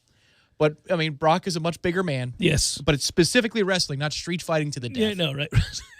So Kurt is nervous though because he is the only one who stands to lose anything. Like if Brock wins, then it's like, oh, see, you've minimized what it is to be an Olympic guy. He said he won, but it took everything he had. Like Brock was unbelievable. And the crazy thing is that that's like a dude off the street compared to somebody who's been refined and trained over decades. Even though he went to the WWE, his original source of athleticism is this perfect form that wins you a gold medal at the highest level. And they went to war in front of everybody in the gym. Well, and that must have been amazing to see. It's not like Brock Lesnar didn't go on to fight in MMA and have success. He did. Oh, of course he did. I mean, he's just a freak. What are you going to do with that? I remember when he went to camp with the Vikings. And I also remember thinking to myself, do you know how hard it is? We do this a lot. Fans do this a lot. We see somebody, and maybe the measurables tell us that they ought to be this other thing. So you see a guy 6'6", 270. Like, well, that guy could be an offensive tackle in the NFL. Just put a little bit more weight on him and he's a tackle. No, not if he's never played football. Not if he didn't grow up playing the game. Not if he's not trained. Not if he doesn't have the footwork. Not if he doesn't have the physicality to go with just that immense size that he has. We do it with players a lot too. Tim Tebow could be a tight end. Probably not. He ain't that good an athlete. He's a great athlete. He's a big, strong dude. Has he ever run a route in his life? Yeah, he could have been an H-back out of the backfield, lead blocking because he knows how to create contact and get the pad level. I mean, probably, Tom. I think that's a safe assumption, but it's not guaranteed. I mean, there's technique to blocking. And if he's never had to block anybody in his life. Maybe he knew he was terrible at it because he decided to go hit 200 in AAA. And that's where I give him credit. He is a good athlete because not just anybody is going to go and play minor league baseball and have any success. Right. Like, he is a good athlete. But I'm saying even those kinds of athletes, just because you look a certain way and you are athletically gifted doesn't mean you could then do this professionally at this other position. We do that all the time. Yeah, Tony Gonzalez and Tio trying to play basketball. Good luck, man. Yeah, you could light up the summer league for maybe a quarter, and then that's it. You're not going to be a night-to-night star in basketball, right? Randy Moss was a great basketball player in high school. Who knows? He might not have been any good at all, even at college. I mean, probably would have been, but. Man, Iverson's high school tape, those some of the dumbest thing you'll ever see. The exceptions when we're talking about those levels of athletes, I think, where you can maybe make a statement like that and probably be more right than wrong. LeBron James could probably be a great tight end in the National Football League. Oh, yeah. Yeah, I think he the best goalkeeper to ever live in American soccer history. Probably could be something like that, right? Well, you graduate because it's down a class. I mean, listen, sometimes we categorize athletes and compare them like, Alex Rodriguez is on the same level because of his greatness factor as like a LeBron. And you're no, put those two in a gym and it's not even close. You go down a level from basketball. Right. Basketball is the peak of athleticism. It's certainly very, very, very high on the list of most athletic endeavors, yes. And we see freaks for athletes because it's the combination of size, speed, athleticism. You don't get – there are people that can run a 4.2 40. There are very few of them, but they exist, right? But those same people aren't typically 6'7" with a 40-inch vertical. Right. I've never heard of where Antonio Gates played college basketball, and he's a Hall of Fame tight end. Jimmy Graham is one of the worst basketball players I've ever seen in ACC history, and he had a Hall of Fame trending NFL career. 5-year period in his NFL career where he's trending towards the Hall of Fame at the NFL level. Yeah. That's the difference between basketball and football. Yeah, there are people like that's why when we have the larger discussion about athletes, I love listening to other athletes weigh in on that. Like really elite athletes. I was told this one time, this guy trained some of the best athletes to ever come through Florida State. And he had trained people outside of it. He had trained some NFL players. And my wife and I were working with him. This is 20 years ago. And he himself was an All-American pitcher in college, I think at Mississippi State. And this basically, it was right when this Evo thing was happening where you learned that you could get your body's muscles to fire if you held athletic positions for long periods of time. This is when this was emerging. The science of this was emerging. So if you think that your muscles are firing when you're running a sprint, and they are, obviously, you're faster, they're also doing that if you hold a lunge athletic position with 50-pound weights in each hand and hold it for as long as you can. And you have to hold and be in that stance. They're firing. And gaining strength and athleticism through those means, right? It's like an internal shake weight. It's unreal, right? So this guy and I were talking, and he was talking about one thing that I asked him about what he's observed with great athletes. And he said, well, their body is like a fine-tuned instrument. It's like a mechanic who understands how a car runs and when it's off just a little bit and when it's at peak efficiency. And the adjustments that need to be made in a race car are very subtle, very simple, right? He's like, an athlete knows that about his body. They feel when they're aligned. They feel when their muscles are at their peak, right? So you can see it the way they walk. They know. They'll come in and get adjusted, and they'll be specific. Listen, this isn't happening for me in my left glute. We need to work on this. Or they'll put that those two little, I don't even know what those called, those little sticky things they put on and they fire your muscle and they get it to contract. They'll do that, and they'll specifically come in and say, I'm having a problem on the right side of my calf, and they'll do that. Let's get it activated. And he said those are the guys you want to talk to about athleticism because they're looking at the other athletes of the world that have that same thing that 99.9% of us don't have. It's like listening to a professional golfer who has every shot in the bag be in awe of another professional golfer because they have something they don't have. You could probably see that. I don't see it as much. They do. They'll look at it and go, well, I can't do that. He does something I can't do. The best thing I could tell you just from watching world-class-ish golf in high school, seeing some other kids, not me, but some of the academies we played where parents from around the world are sending these kids and they're spending gobs of money. And most of them never materialized because of, social issues. John Pack did. He did. He did. Right. It's the bad lie shot that they can hit. Yeah. Like if it's buried in magic. the rough, right. They create magic out of nowhere. It's a buried lie in the bunker downhill, and yet they can keep it on the green for 20 feet and they bury the putt. Like that's where I go, oh. Well, that's so different. you can imagine it, and then you can execute. Well, I was going to say that's imagination and eye-hand skill and, understanding angles. You've never dealt with that kind of a knobby lie before, and but yet you know how to manipulate yourself without a practice stroke or a practice. You don't go to the range and figure it out. You just do it. Well, great example, and here's a really good example. And there are players historically that are better than this player, but there is nobody, perhaps, maybe Seve only, that was better than this player at this one thing. Phil Mickelson short game. Nobody. I mean, Tiger Woods is in awe of Phil Mickelson short game. All of these other players, some of whom have more majors than Phil and have won more. They're like, yep, nope, don't have that. That's different. I mean, these hitting shots, that don't exist for other golfers. Yeah. Well, and then the legacy of that is you have players who can now do it as a baseline. It's like Tiger and the fitness level and the distance and all those things. That's like the legacy of what you've done. Yeah, I saw Cantlay hit a shot yesterday in the match play. He's next to us like a By the way, drain. I love this format. Oh, I do too. It's cool. It's really cool. It's I've said that I like TPC it out in Arizona for the finish because it's just so good.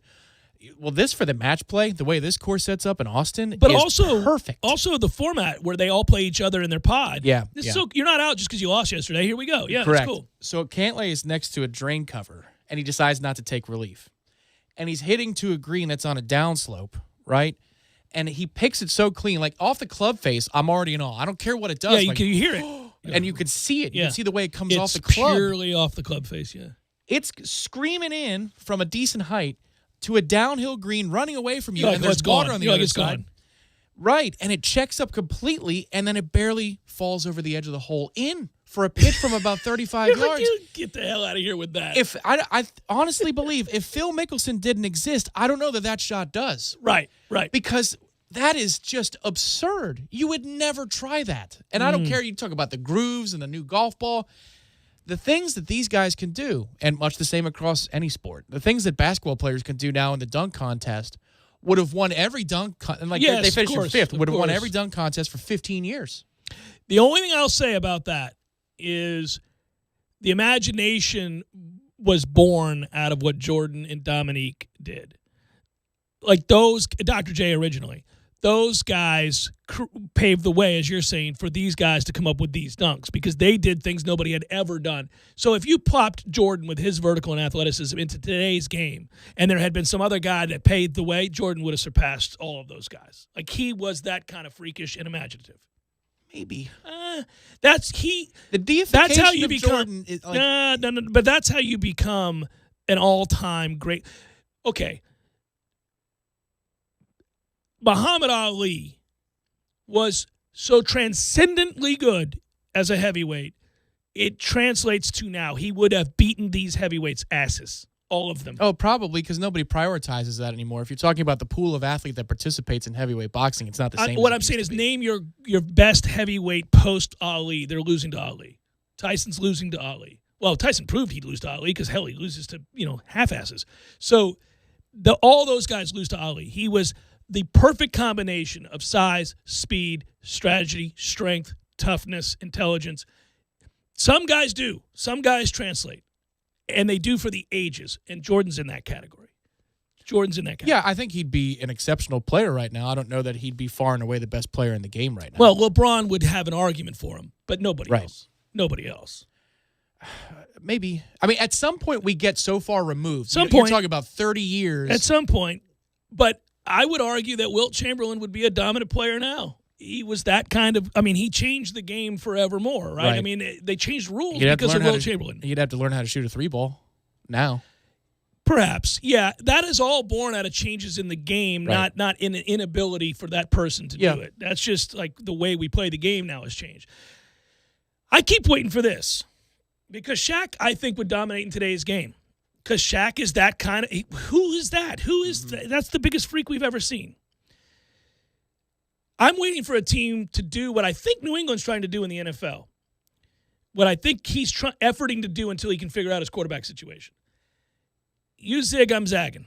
Yeah. All right, all you want to do this, okay, we're not doing that. I'm getting the ball in the post to my 7'1", 370-pound beast that you can do nothing with, and I don't care. You guys are all going to shoot threes all day long. That guy's going to have 60 a night. That guy's going to have to extend, though, defensively and have good footwork to do it. But he did. That's what I'm saying. He had footwork. What I'll point to, though, is look here. Leonard has like 3 7-footers every single season. Nobody wants him. He's like, sure. It causes we'll take him. Tons of problems for people. And we don't even play zone. We still switch 1 through 5. Mm-hmm. He could play zone and probably do pretty good better around the rim in terms of rim protection. Yeah, probably so. And you could hide the guy down there and then use your other 4 to rotate around and create havoc. We switch 1 through 5 with a 7-footer, and we have for years. And the rest of college basketball is transitioning to wings, but we found a way to do both. Hey, it's the damnedest thing. Yeah. We have the damnedest program. It's a wonderful program. You're talking about the big guards that we have, the coast-to-coast player threats that we have the last handful of seasons, and the fact that we still very much have a presence on the roster like we did with Junkyard 1.0. Right. Where we've got a rotation of 2 or 3 dudes that are 6'11 plus. It's such an awkward program if I'm looking from the outside. Well, it's hard to prepare for. It's frustrating to prepare for. It has its weaknesses, as every program does, but it's really hard to prepare for. I think what Belichick's trying to do now, this versatility of skill at tight end and where he's going with running the football and what he's going to do with Cam this year because he's got to have a stopgap measure until he can get his real quarterback. They're going to run the damn ball. Situationally, they're going to run the ball. They're going to be a 70-30 split. They're going to run the ball. He's going to say, you know what? You guys can spread it out all you want. You're going to do this and this. I'm getting my defensive players back.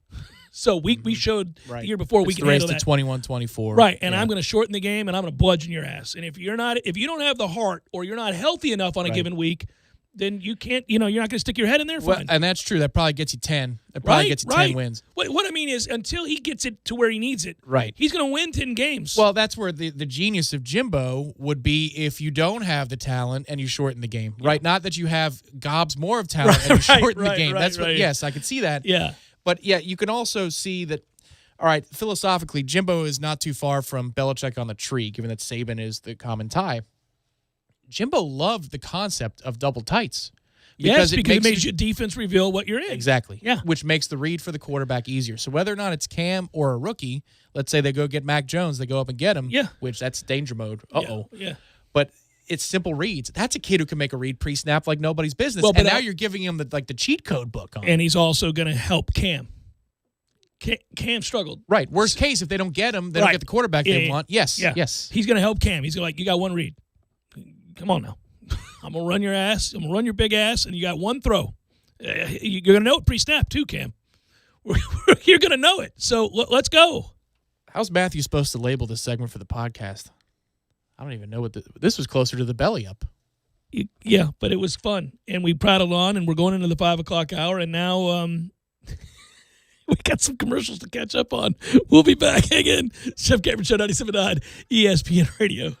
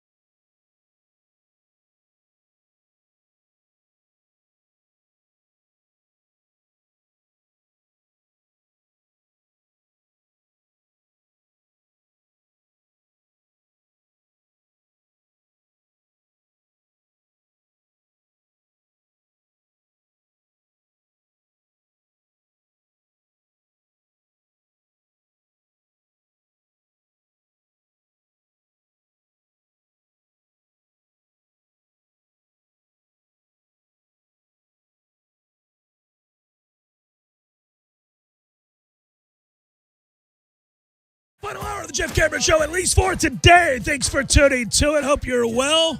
Feels like a Redemption Thursday / Libations Friday edition of the program. All guests appear via the Phone Hero hotline. Phone Hero, specializing in iPhone, iPad repair. 2 locations, 2915 Cary Forest Parkway, 833 West Gain Street. Online, PhoneHeroTLH.com. Another bit of housekeeping here for a second, if I may. If you're going to get wings tonight or over the weekend, stop by Florida Wing Factory. They've jumped on board to help us with the NCAA tournament as a sponsor, and they'll give you 15% off if you're ordering food to go.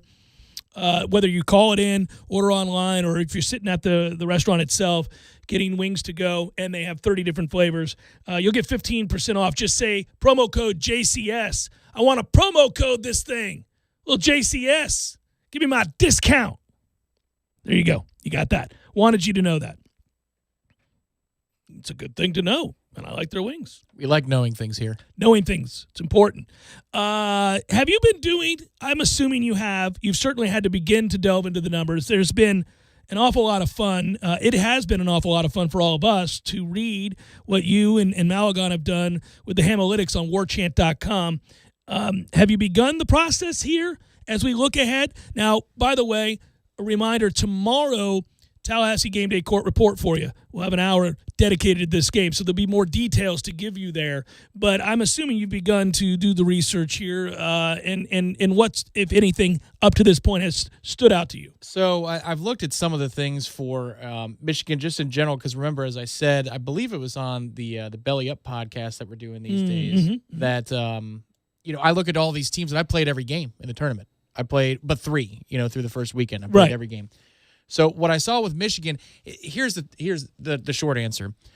I am doing a report tonight on the post-Livers existence of Michigan basketball. I have not looked at that. You can't extrapolate that out unless you use a certain function of what Synergy provides. But the overall picture of Michigan is excellent, as you know. I mean, that's why they're a 1 seed. They don't have a glaring weakness on offense. They can hit the spot-up jumper. They can play in the post. Now, Livers' absence will affect some of that. But from what I've learned, the way to play them defensively is to pick your poison. You either got to bow up in the post or extend from 3. So the challenge against Colorado was, can you extend from 3 while also shutting down McKinley Wright running the point, because their pick-and-roll game was so strong? We found a way to do both. That's what was so damn scary to me. In this game, I think you can do both, but you need Balsa to not be in foul trouble, and that's critical. It's a critical element of this game. Well, and if he avoids the stupid foul, he'll be around possibly. I mean, it may be to the very end there where he catches his 5th foul late in the game or something like that, but it can't be because of the dumb stuff. Speaking of which, Balsa, Koprivica, here you go. Quote, "That's the kind of defense we're supposed to play all year long. It's always our emphasis, but right now everything is on the line. It's win or go home. We're just all focused, talking to each other. This is what we have to do to win these games, because not every game is going to be a good night shooting." You hear in that quote both a sense of urgency, desperation, and commitment to defense, but also the frustration that would boil to the head for Leonard Hamilton, knowing that his guys don't always do this. Right. And they waited to the tournament to do it. I would say this. It's kind of human nature. A Tuesday night game against Wake Forest in the middle of the season is not an NCAA tournament game where it's win or go home. It's just not. You can't make it be. And I understand that coaches love to tell you that you can't flick a switch. Either you're dedicated to playing a certain way or you're not, and that if you don't do it during the regular season, you can't do it during the postseason. I don't believe that's true for veteran teams, and I don't believe that's true for teams that have experience in the tournament. I think you can. And that's what we're seeing. And it's not the first time we're seeing it. Right. Yeah, there is symmetry between this year and 2018 in that regard.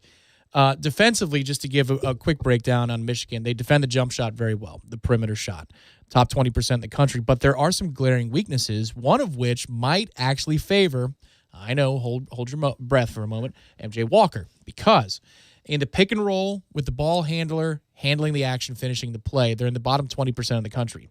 What does that mean? The 2-man game that MJ runs with Balsa, or whoever the post player is, he's gotten quite good at that in the last week. He looks much more comfortable in that situation, and he's also starting to drive the ball to the basket. So if you're just looking for a metric where you're saying, where is Michigan weak, that's a specific area that we're playing pretty well. Also in transition, they're not good. They're bottom 50% of the country. So they don't turn the ball over much for their opponents. We find a way to turn it over against air. It's our job. I understand that. Yeah. But you like the fact that they're not that aggressive in forcing turnovers. UNCG's scouting report was that they do turn over their opponents a lot. Michigan does not. But then in transition, if you can get stops and you can clear the glass, which we've been a little bit weak at too on the defensive side of the court, and get out in transition, they're not great at stopping that facet of the game. So there's a couple of places where they're weak, where we've been all right, especially in the second half against Colorado. I love reading these quotes. Give Corey Clark credit for getting these from Wes Miller. The assessment of Florida State. That's what we're doing right here. A little talk about what is Florida State. Well, obviously the focus has been on the defense. Quote, you go back, you watch every team that Florida State played against this year. It's very difficult to score against their set defense in the half court. They switch everything. They're huge. They have energy for defense. It's hard to score. He goes on to note, obviously, 54 points for that team, 19 of 60 from the floor, 7 of 27. Obviously, Colorado struggled as well. They scored a whopping 53 points, 20 of 56 from the floor, 6 of 25 from three. And here's a quote from Tad Boyle, who looked like he was about to cry at one point in this game. I'm not ripping him. I'm saying he just looked absolutely exhausted, exasperated, knowing they didn't have an option. Quote, you can simulate certain things preparing for Florida State, but you can't simulate the length. They're very long, very athletic. You have to finish when you do get some shots. We didn't have a very good shooting night like we did the other night, and Florida State had most to do with that. They're a good team. They led the ACC in scoring. They also led it in field goal percentage defense. They're a good team. Yeah, that's accurate. Well, and the scout on that was how many times is Colorado going to get uncontested catch and shoot opportunities? They got a few, but not nearly as many as they did against Georgetown. Well, at some point, a good team is going to generate an open look. Sure, yeah. But they didn't generate a whole hell of a lot. And that's what I loved about that game. And if you listen this week, you've heard that now 74 times. But it's so remarkable because that performance is not the same as it was in the first round. You have to go to a different level. And you're going to have to find that again against Michigan, which means that Leonard's going to have to go to the rotation. I mean, Nate Jack's probably going to see more time. Calhoun's going to see more time because the effort that takes to be able to be on an island and do that while doubling or figuring out whatever it is that you have to stop primarily. In this case, I do believe it is closer to the basket for Michigan. Yeah, that's a lot of stress being put on your perimeter players. So I would imagine the rotation is going to be wide again. And then the question is, both Juwan Howard and Leonard Hamilton bench players immediately at 2 fouls. Which way do the whistles go? Because you can find a distinct advantage for us the same way that you could for Michigan if the post player racks up 2 quick fouls. Man, all of this conversation. It's a fair fight. It's a real, that's the best way to phrase it. You're right. I was trying to phrase it, and that's just a simple assessment. You're right. That's what it is. It's a very, very fair fight. And I was worried as we were moving in this direction, knowing that we're going to end up having to play Michigan, that it wouldn't be, because we have not been in any way at our best. And the oddity is that, we still haven't been at our best in these 2 wins. We weren't at our best going into the tournament. We haven't played our best basketball in the tournament. And yet here we sit, and there's a measure of confidence that has grown because of the way these games have played out. They have begun to find themselves again, and it's all predicated on a intense commitment to defense. And to hear the players, whether it's Wyatt Wilkes or Balsa or anybody else for that matter, I mean, post-game, listening to Anthony Polite do his interview, he talked about it a lot. It's win or go home. It's we're all committed to this now because there is no tomorrow. You got to play and win today, and the best way for us to win today is to dedicate defense until we figure out offense. And golly, I didn't think that would buoy me to the point that I feel right now like we're going to win. So here's what's interesting. If you look at our numbers in the post, both offensively and defensively, they're terrible. They are terrible. On offense, we're in the bottom 10% in the country executing in the post. Now, we don't do it like traditionally a whole lot. Yeah, we don't. That's right. When Balsa's not in foul trouble, good things happen. Take a look at the North Carolina game in the NCAA tournament. That was a banner night for Balsa, so he's got it in him. But if you're just looking at efficiency, we run it under 5% of the time. We're in the bottom 10% of the country. Defensively speaking, in the post, we're in the bottom half of the country. Actually, we're right there with Michigan, tit for tat. Right. But we only see post possessions defensively under 4% of the time. So there still is a lot of unknown on the block. It's not just about the whistles. It's also about the exposure rate and the usage rate for Florida State. Big Ten basketball is played differently than ACC basketball, especially the kind that we play on offense. So there is an unknown factor, even though we feel pretty good about the scout of this game because we've seen a lot of both teams, especially in the tournament. You know which ones to watch. I want you to do Hamalytics for the football team this year. Well, you got to find and we'll something. Just call it Hamalytics. We should. Yeah. It's really instructive, though. I've learned so much about basketball this year, not because of like what analytics teaches, but if you look at like the shot map and the heat map, and it could show you the pinpoint location of every single shot over the course of the season. Yeah. Now I know what spots to look for. How do they get there? Yeah, it changes the way you watch a game. I've learned the game backwards. Well, what I think is funny is that there's just anecdotal evidence that marries to the numbers, too. So, like, for example, when you watch a team, like we watch Florida State, but not all those other teams. So now you're learning about these other teams with those maps. We already know from watching Florida State what those maps are going to read if we've been paying attention. So when I watch a Florida State game and a particular player has the ball, and I know his skill set because I've seen him play every game he's ever played, I go, in my mind, he's got to get to here. He's got to get to the top of the key. He's got to get to the baseline. He's got to get to the elbow. He's got to get – because that's his spot. If he gets to that spot, he's either going to create or score right in that spot. Can he get to that spot against this defender? So we know where MJ shoots well. We know where everybody does their thing. Yeah, Polite. Right? Both corners, right wing especially. Right. Yeah. So when you see it, or if he's got the ball in his hand, your brain is turning, going, get to this spot, because you know that team. But you don't know every other team because you don't have enough free time in the world to watch every team in the tournament. So that's where I love that, because it's like I know where FSU's got to get to.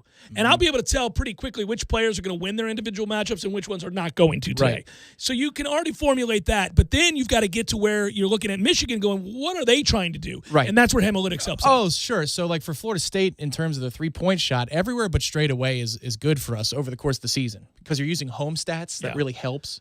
But like for Georgia Tech, they're all straight away, and it's like that's such an awkward like looking map. But like look at them, they shoot from the top of the key. But the other thing is, if you look at the defensive map, and you see that Michigan is weak in a certain quadrant or a certain zone, and you're like, ooh, we're good from there. So that's a key spot in the Here we go. in the half court. Yeah. It's just so empirical. Football is actually much tougher to pin down. Basketball, you got 10 dudes on the court, and it's a smaller confined area, and it's very pinpoint.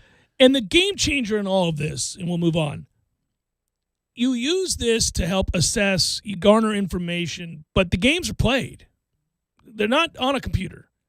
So when you're watching games, look for physical mismatches that will change what those numbers mean to you.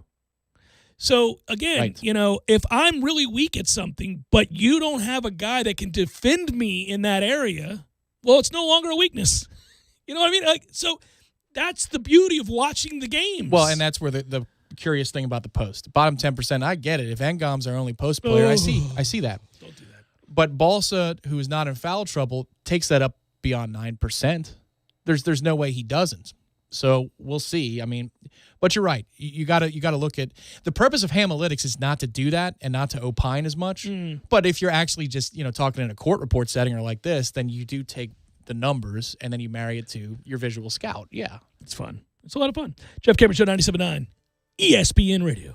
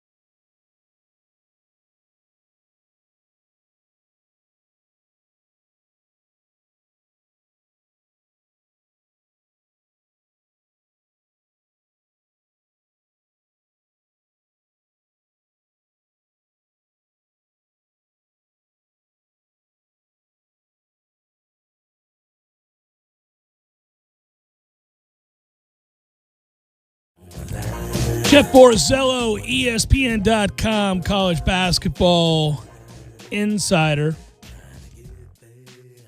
writes the following: it's far from a chalky men's NCAA tournament, but there are still some favorites remaining in the March Madness field. Gonzaga and Baylor, the two pre-tourney choices, still alive, as is the third number one seed in Michigan. Will the upsets continue, or do the top seeds prevail? I reached out to coaches who have faced the four regional favorites to find out which team in each bracket poses the biggest challenge. He starts with Gonzaga. They're picking Gonzaga to win. They said if there's a potential pitfall, it would be Southern Cal. I understand that Southern Cal can defend. It makes a lot of sense. Let's fast forward to the point of me referencing the article. Michigan. The vote was that the biggest potential pitfall is Alabama. The why? Because the East region is the most loaded left in the field. I asked a trio of coaches. Two said the Crimson Tide were the toughest matchup left for the Wolverines. They can pull Austin Davis and Hunter Dickinson away from the basket and potentially take them off the floor. One opposing coach said of the Wolverines, Mike Smith really struggled with the length and athleticism of LSU's defense. I think Alabama can present the same kind of issues for him. Alabama has a more high-powered offense than Florida State's offense. Michigan can put Florida State into a meat grinder. I don't think Michigan can go basket for basket, though, with Alabama, without Isaiah Livers, and potentially limit impact from Dickinson. Bama would have to make threes, obviously, but if they do, that's a problem for Michigan. So it's interesting, the very line of reasoning that he thinks Alabama would be, or they think Alabama would be a problem for Michigan, and also the style of play in which they think Michigan will utilize to try to beat Florida State as their most effective option is to mug it up and make it a defensive affair, is the very reason that I think that Michigan wants no part of Florida State. You want to do that? You want to go tit for tat and beat each other up, man for man, length, size, athleticism, depth? You want to uglify a game and go defense with Florida State? Okay. I mean, we just got done showing two separate defensive clinics. We took the best players away from both teams and made them look stupid. They had terrible games. Looked like they couldn't play basketball. I'm not saying Florida State's going to beat Michigan and that it's a foregone conclusion. I'm saying if you're citing defensive prowess and size as a way to give Michigan problems, nobody has more defensive size and depth than Florida State. Nobody. Not another team in this tournament. So, I don't know. I think it's the very formula. It's the reason they're giving them the edge is the very formula Florida State can employ. Now, I would agree with this aspect. Yeah, you can doubt Florida State's offense right now. Yeah, Alabama is better offensively. They're flowing more offensively than Florida State is. That's true. That's true. Yeah, so is Colorado before we played them. Correct. And then the other thing I would note is that I don't know that the second half of that game isn't the catalyst for much better and more efficient offense in this game, because you score 47 points in a half and everybody gets involved and begins to shoot with confidence. Things look different for Florida State in the last 10 minutes of that game than they have in weeks. Everything looked so much easier. And the guys are getting downhill, too. That's the thing is Leonard, when he gets pissed off at this team this season, it's been go to the basket. If you're not hitting your shots, attack. And we're timid at times. Pound the ball around the perimeter, and it's back and forth. Around the rainbow, we pass the ball, and then finally somebody makes a choice to hoist up a challenge shot that's bad with 6 seconds to go. If it's Raekwon, it might go in. If it's the others, likely not. But Leonard says go to the GD basket. It's like the Clemson game, the one on the road. He was pissed off. He's like, now the foul situation, you might argue, is because of the calls, but we didn't attack enough. Right. We didn't deserve it, yeah. They look like they're showing signs of being more comfortable doing that, and I think that comes, hand in hand with health. Yeah, some of it's that MJ is finally getting back to going into the lane. Where Polite's most effective, yes, if he's a catch-and-shoot three guy, that's fine, but he really does a good job of getting into the lane. He's got great handles, even when it looks awkward, and then he has the ability, if you slack off of him, to make the mid-range shot. If you continue to challenge him and get up into his body, then he'll find the open guy. Now, it's just a question whether or not you're going to make that shot. Also, Scotty's found the baseline in terms of the looks, the cuts, the backdoor actions, those types of things. You're seeing the vision is coming to life there too. He's got great vision. I hope he's healthy enough to start scoring the basketball. He really is. But that's where the height can struggling. help, because it's like having Kyler Murray versus I'm trying to think of a better example. Ben Roethlisberger, right? Big difference in Tom Brady in the angles of where you can get over people, and he can get over people with that pass, and he's got confidence in it. So I agree. It would be really nice if he could drive to that spot 12 feet away and just let it go and bank it off the glass like he did on the erroneous offensive foul call. Correct. But there are real signs of hope for the offense, and there's signs that this is the new definition of what this defense is going to be until we're eliminated, if we're eliminated.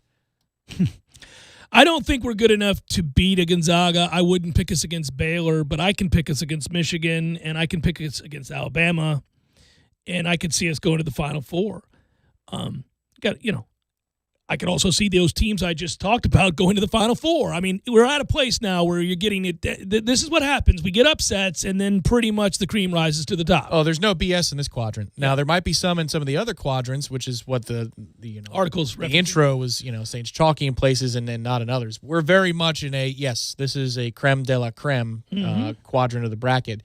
Because even if UCLA wins, they're doing some things so impressively right now. They're an 11 seed, but they're playing much better than that. And the Pac-12 apparently has been undervalued. But at our best, big Monday, early February, I give us a chance even against Gonzaga, because we did something akin to Virginia, akin to what Gonzaga did to Virginia, which is blow them out of the water. Yeah, Gonzaga scored 98 points in that game to beat Virginia by 100. But they have so many options. I really do marvel at that Gonzaga team. I did pick them to win the national championship. That's way to go out on a limb there, Jeff. But I did. Sometimes I look at the Gonzaga team and I see their seeding. I'm like, nah. Playing a god awful conference, beat people by 100. But this time I didn't. You know what I saw yesterday? It was on a March Madness throwback thing, and it was the Adam Morrison UCLA game from 2006. Yeah. So I had forgotten that he was crying with 2 seconds to go in the game. Yeah.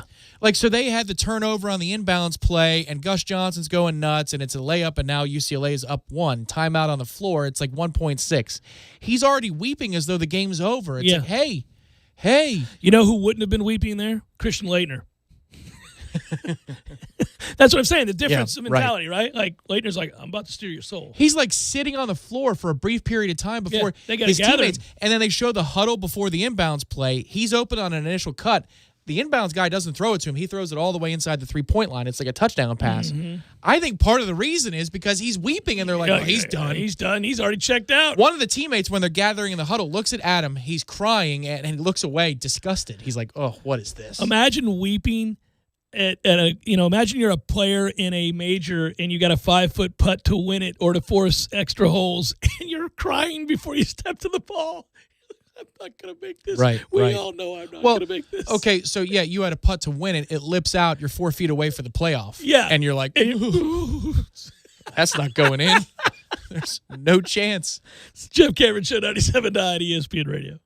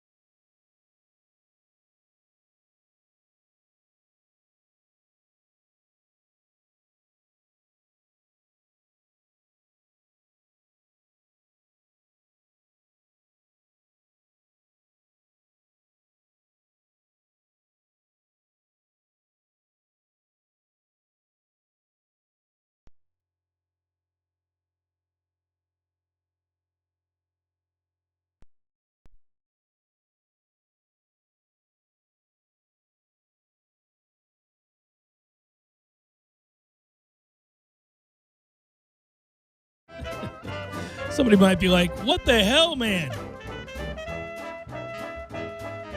Well, look, guys, we're not leaving you bereft of hope here.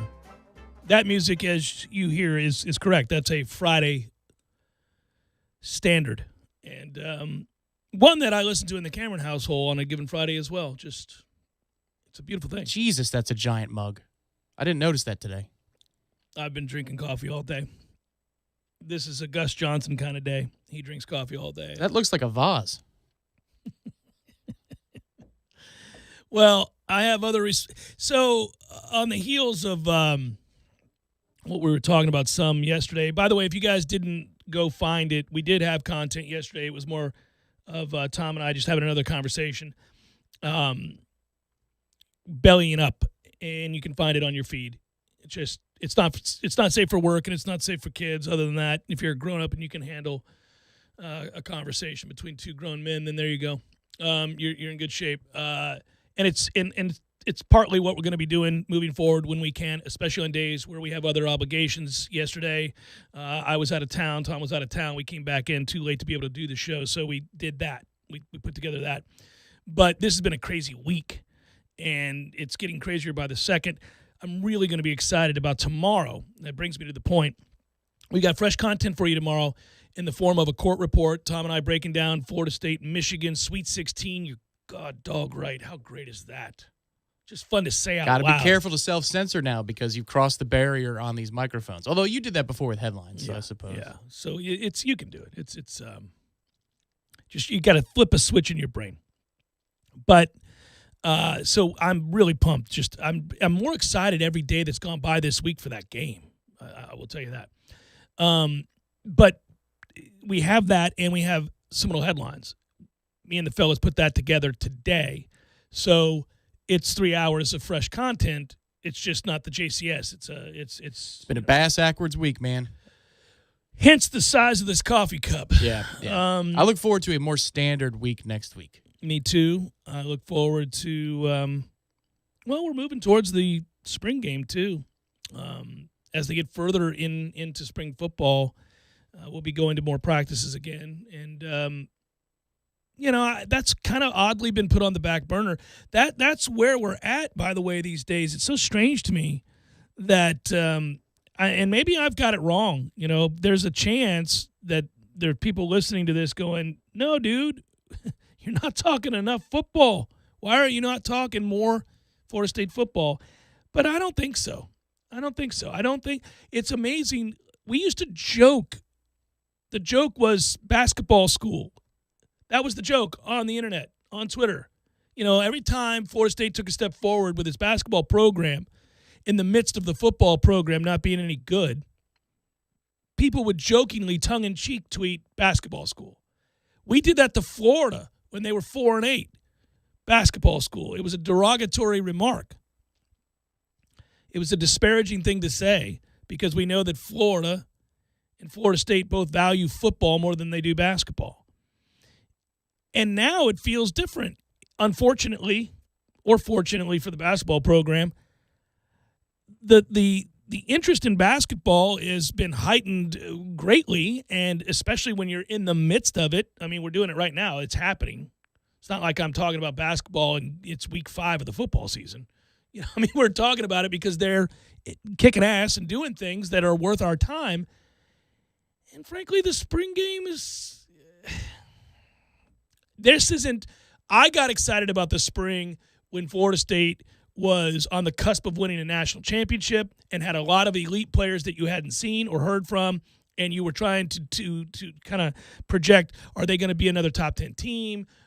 This kid that's a 5-star that we brought in last year that didn't get to play because he was behind so-and-so, what's he look like now? It's his time to shine. And admittedly, that's just not what this program is right now. It's not even close. So were you hoodwinked again? Because you were excited. You were really pumped. Well, I was excited for Mackenzie Milton. And he's been less than inspiring. When I saw him, I was like, oh, okay. I'm not that down about the spring. Well, I'm not telling you he sucks, and I'm not saying he's not going to be an upgrade if he starts. I guess if I was excited about anything, I'd tell you I think Jordan Travis is taking a huge step forward. Your boy, the Rodemaker, looks good too. Yes, he does. That's right. So from the Latin for the correct shoulder every time. Yeah, he's looked better too. I think McKenzie is having to learn the offense in the spring and play football for the first time, like trying to compete and win a job for the first time in 2 years, and it shows.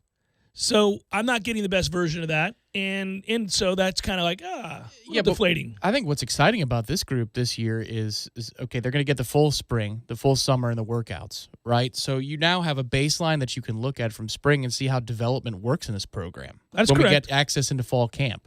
So this is a very clicky pen and clipboard type thing, but not for the same reason that I'm suspect. It's just I'm learning new things. What does the offensive line look like? You get reinforced about the coaching styles, and you take a look at some of the freshmen that are on campus, like the transfers. There are points to be excited about, I think, legitimately, that could push this team to, if everything falls right, 8 wins, maybe 9.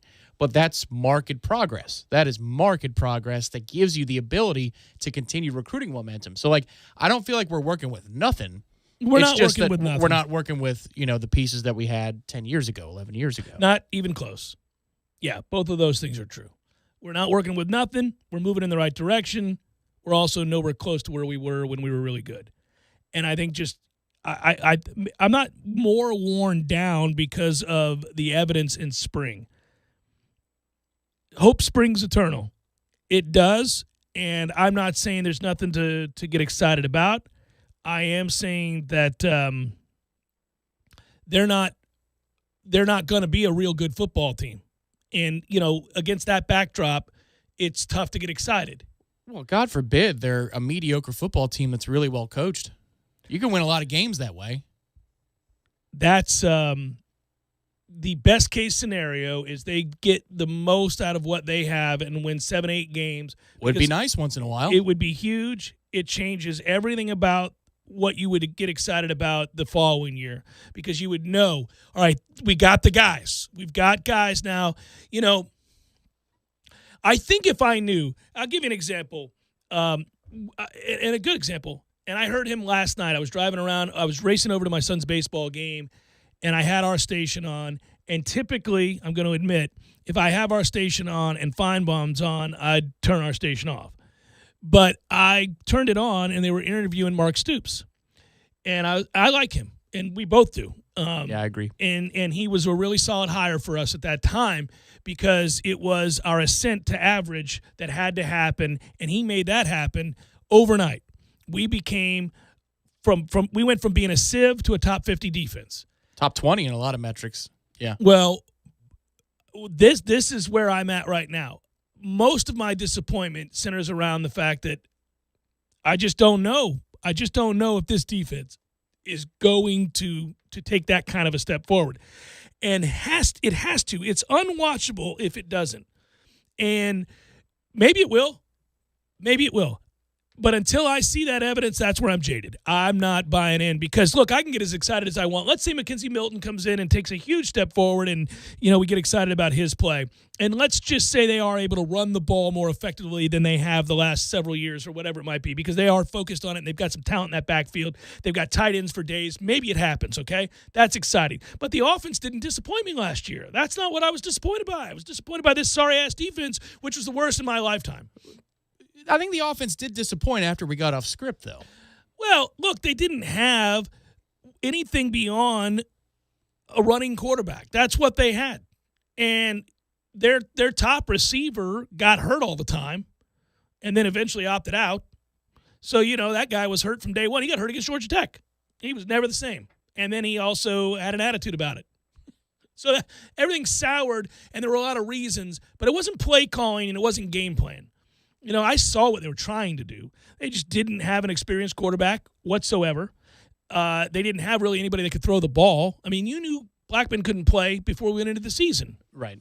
Except for those first 15, because those were gorgeous of the season. You're like, whoa, wait a minute, what do we got here? But if you can become more dynamic on offense because you've got more pieces, then the growth on defense needs to be incremental, not crazy. Correct. And I'm assuming the growth on offense is a thing. It's going to be real. They've had time together. They can implement more of the offense. Guys are getting better. That's a thing. That's exciting then. Yeah. It's a good thing. it's only a good thing that leads to wins if somebody gets a stop. And our defensive personnel is better in some areas, a couple of areas in particular. So, maybe you're helping me talk my way through a more positive outlook. It's not as all-consuming and encompassing as it once was because of the arduous nature of the climb. Yeah. Well, I can tell you that as I walked you into more positive land, what pisses me off is the pre-draft buzz that both Janarius Robinson and Josh Kaindoh are getting. And I'm like, don't do this. Don't do this. Don't let those guys be, 2 out of 4 down players at the next level. Please don't tell me that, because that's a failure not just of this past year's staff, but the previous one. But, Josh Sweat looks an awful lot more consistent as a pass rusher at the NFL level than he did here at Florida State, for example, right? Yeah. There are players that you're like, oh, so they were good. Screw us. We didn't do anything with them. Derwin James, when he's healthy, you don't hide that dude in center field, Charles Kelly. Jesus. That was very frustrating. Well, and he was also always hurt, too. He was, but he still is. But we never put him in a place to be dynamic. His freshman year, we did. We put him at edge rusher, and he was awesome. And they're like, you know what? He's going to man center field. A lot of dudes can do that. Not many can do what he does all over the field. Just please don't let – and I hope these kids succeed, so it's twofold. But please don't let Janarius and Josh Kaindoh be, average NFL players at their position. Because if that's the case, then my God, we actually had people, and we're complaining about these kids week in and week out, but it was never their fault. I feel like Janarius Robinson has an outside chance at that, Tom. I do. He body type wise and work ethic and all that. I think he's got a chance. I think Kaindoh can as well. If you're talking about, think about Will Golston on the Bucs. Yeah, a run stopping DN. Yeah, that's all. Hey, if you're facing a team that goes 70-30 run when the game's in balance, you want that guy on the field. Right. No, and I've always said my disappointment in him has nothing to do with an inability to do anything. It's that he had no ability to rush the passer. So, and that's solely my frustration with him. He cannot rush the passer. Yeah. Imagine if he has a little bit more of a twitch to him at the next level. They're just going to be looking at staring at the wall going, That doesn't happen overnight. You don't just suddenly get fast twitch if you're not. He's not going to get faster twitched and get to the quarterback. He's going to remain strong. He's got a strong body. He's going to be a guy that can probably hold down the edge. He'll get taught a little bit better technique. He'll have an opportunity to have a singular role that he can focus on. I've learned this from listening to defensive ends talk. Many of them, Chris Long's an example, and everybody knows his podcast and his career, but he'll talk about other defensive ends, and it's very insightful. It's interesting to listen to. He'll say, you either can set the edge or you can't. You're either that guy or you can't. By the time you get to the league, either you're that guy or you're not, meaning you're a big son of a bitch or you're not. You can handle it or you can't. It becomes, what are you asked to do within a certain scheme? And is that something that fits you or not? Are you asked to drop back? Right. Are you asked to rush the passer? Right. Bjorn Werner with the Colts. Right. Never made a lick of sense. Yeah. Right. And we watch the pros screw that up all the time. You're like, why are you drafting him? He doesn't fit what you're trying to do. So if he goes to a place where that's all they need is for him to be that guy to set the edge, yeah, he could probably do that. He needs to stay healthy. He's never been healthy, not once, for any length of time at all. Now, some of that's dumb luck. You get an unfortunate break. That kid for Georgia Tech, that cheap shot artist, son of a bitch, that guy there diving at your knee first game of the season, that broke my heart. That's just wrong. It's a cheap shot, and it was wrong. It also is fairly indicative of his career here. He was always hurt. Always hurt. I don't know what it is, but you bring up the disappointment of an opening game, and all I can think of is Brandon Jenkins still being in a blowout and his career being cost for being in a blowout. Jimbo not pulling the starters. I believe the aforementioned Stoops, who was on the show that you were talking about, was not pleased about that development. He was furious, but I don't share that sentiment. And I know why you say it. It's 52-0 or whatever. Oh, it's not the score. I just think football could happen second play of the game or the 100th play of the game. It's just a play. They're all plays. That's correct. But if the 50th to 100th of the play of the game is in a blowout, you need not take the chance in those situations. You could reduce the risk, but it could have happened in the first 50 plays because it's random. It's just random. I know you're talking about percentage. I'm playing fewer hands. I mean, I'll give you an example. We all know if you go back and look at any number of superstar players here and we think about the disappointment of their injuries while they were here, guys that maybe didn't fulfill their promise. If you document those, the way they happened are so Cromartie. Cromartie never really did a thing here. He made a beautiful pick in the game against Miami on a Labor Day night. Other than that, we never saw a thing from him because he got hurt and then he declared for the draft because he was an athletic freak. But he got hurt in a non-contact drill at practice. Right. Football is crazy that way. But Kendra's injury. Well, now that was dumb. We were fully live with a quarterback in a spring game. I would argue the Brandon Jenkins rep was as meaningless as a spring game. At that point, I guess you could argue the spring game was more important. You could probably say, I need to know if I've got a mobile quarterback, can he run around and utilize that aspect of who he is against a good defense? I mean, coaches do this. I'll tell you this, from the first day of football I ever played in pads, and I was scared to death. That's a true story. Scared to death. I walk out there. It's our first day of pads, and we had a coach, Coach Riley, who was Coach Riley from Florida A&M's brother, was my junior peewee coach. He was funny. He was telling us that we were doing these drills, which amounted later on to Oklahoma drills, and he could tell the kids that were timid, and I guess I was. And he was like, "You're gonna get hurt."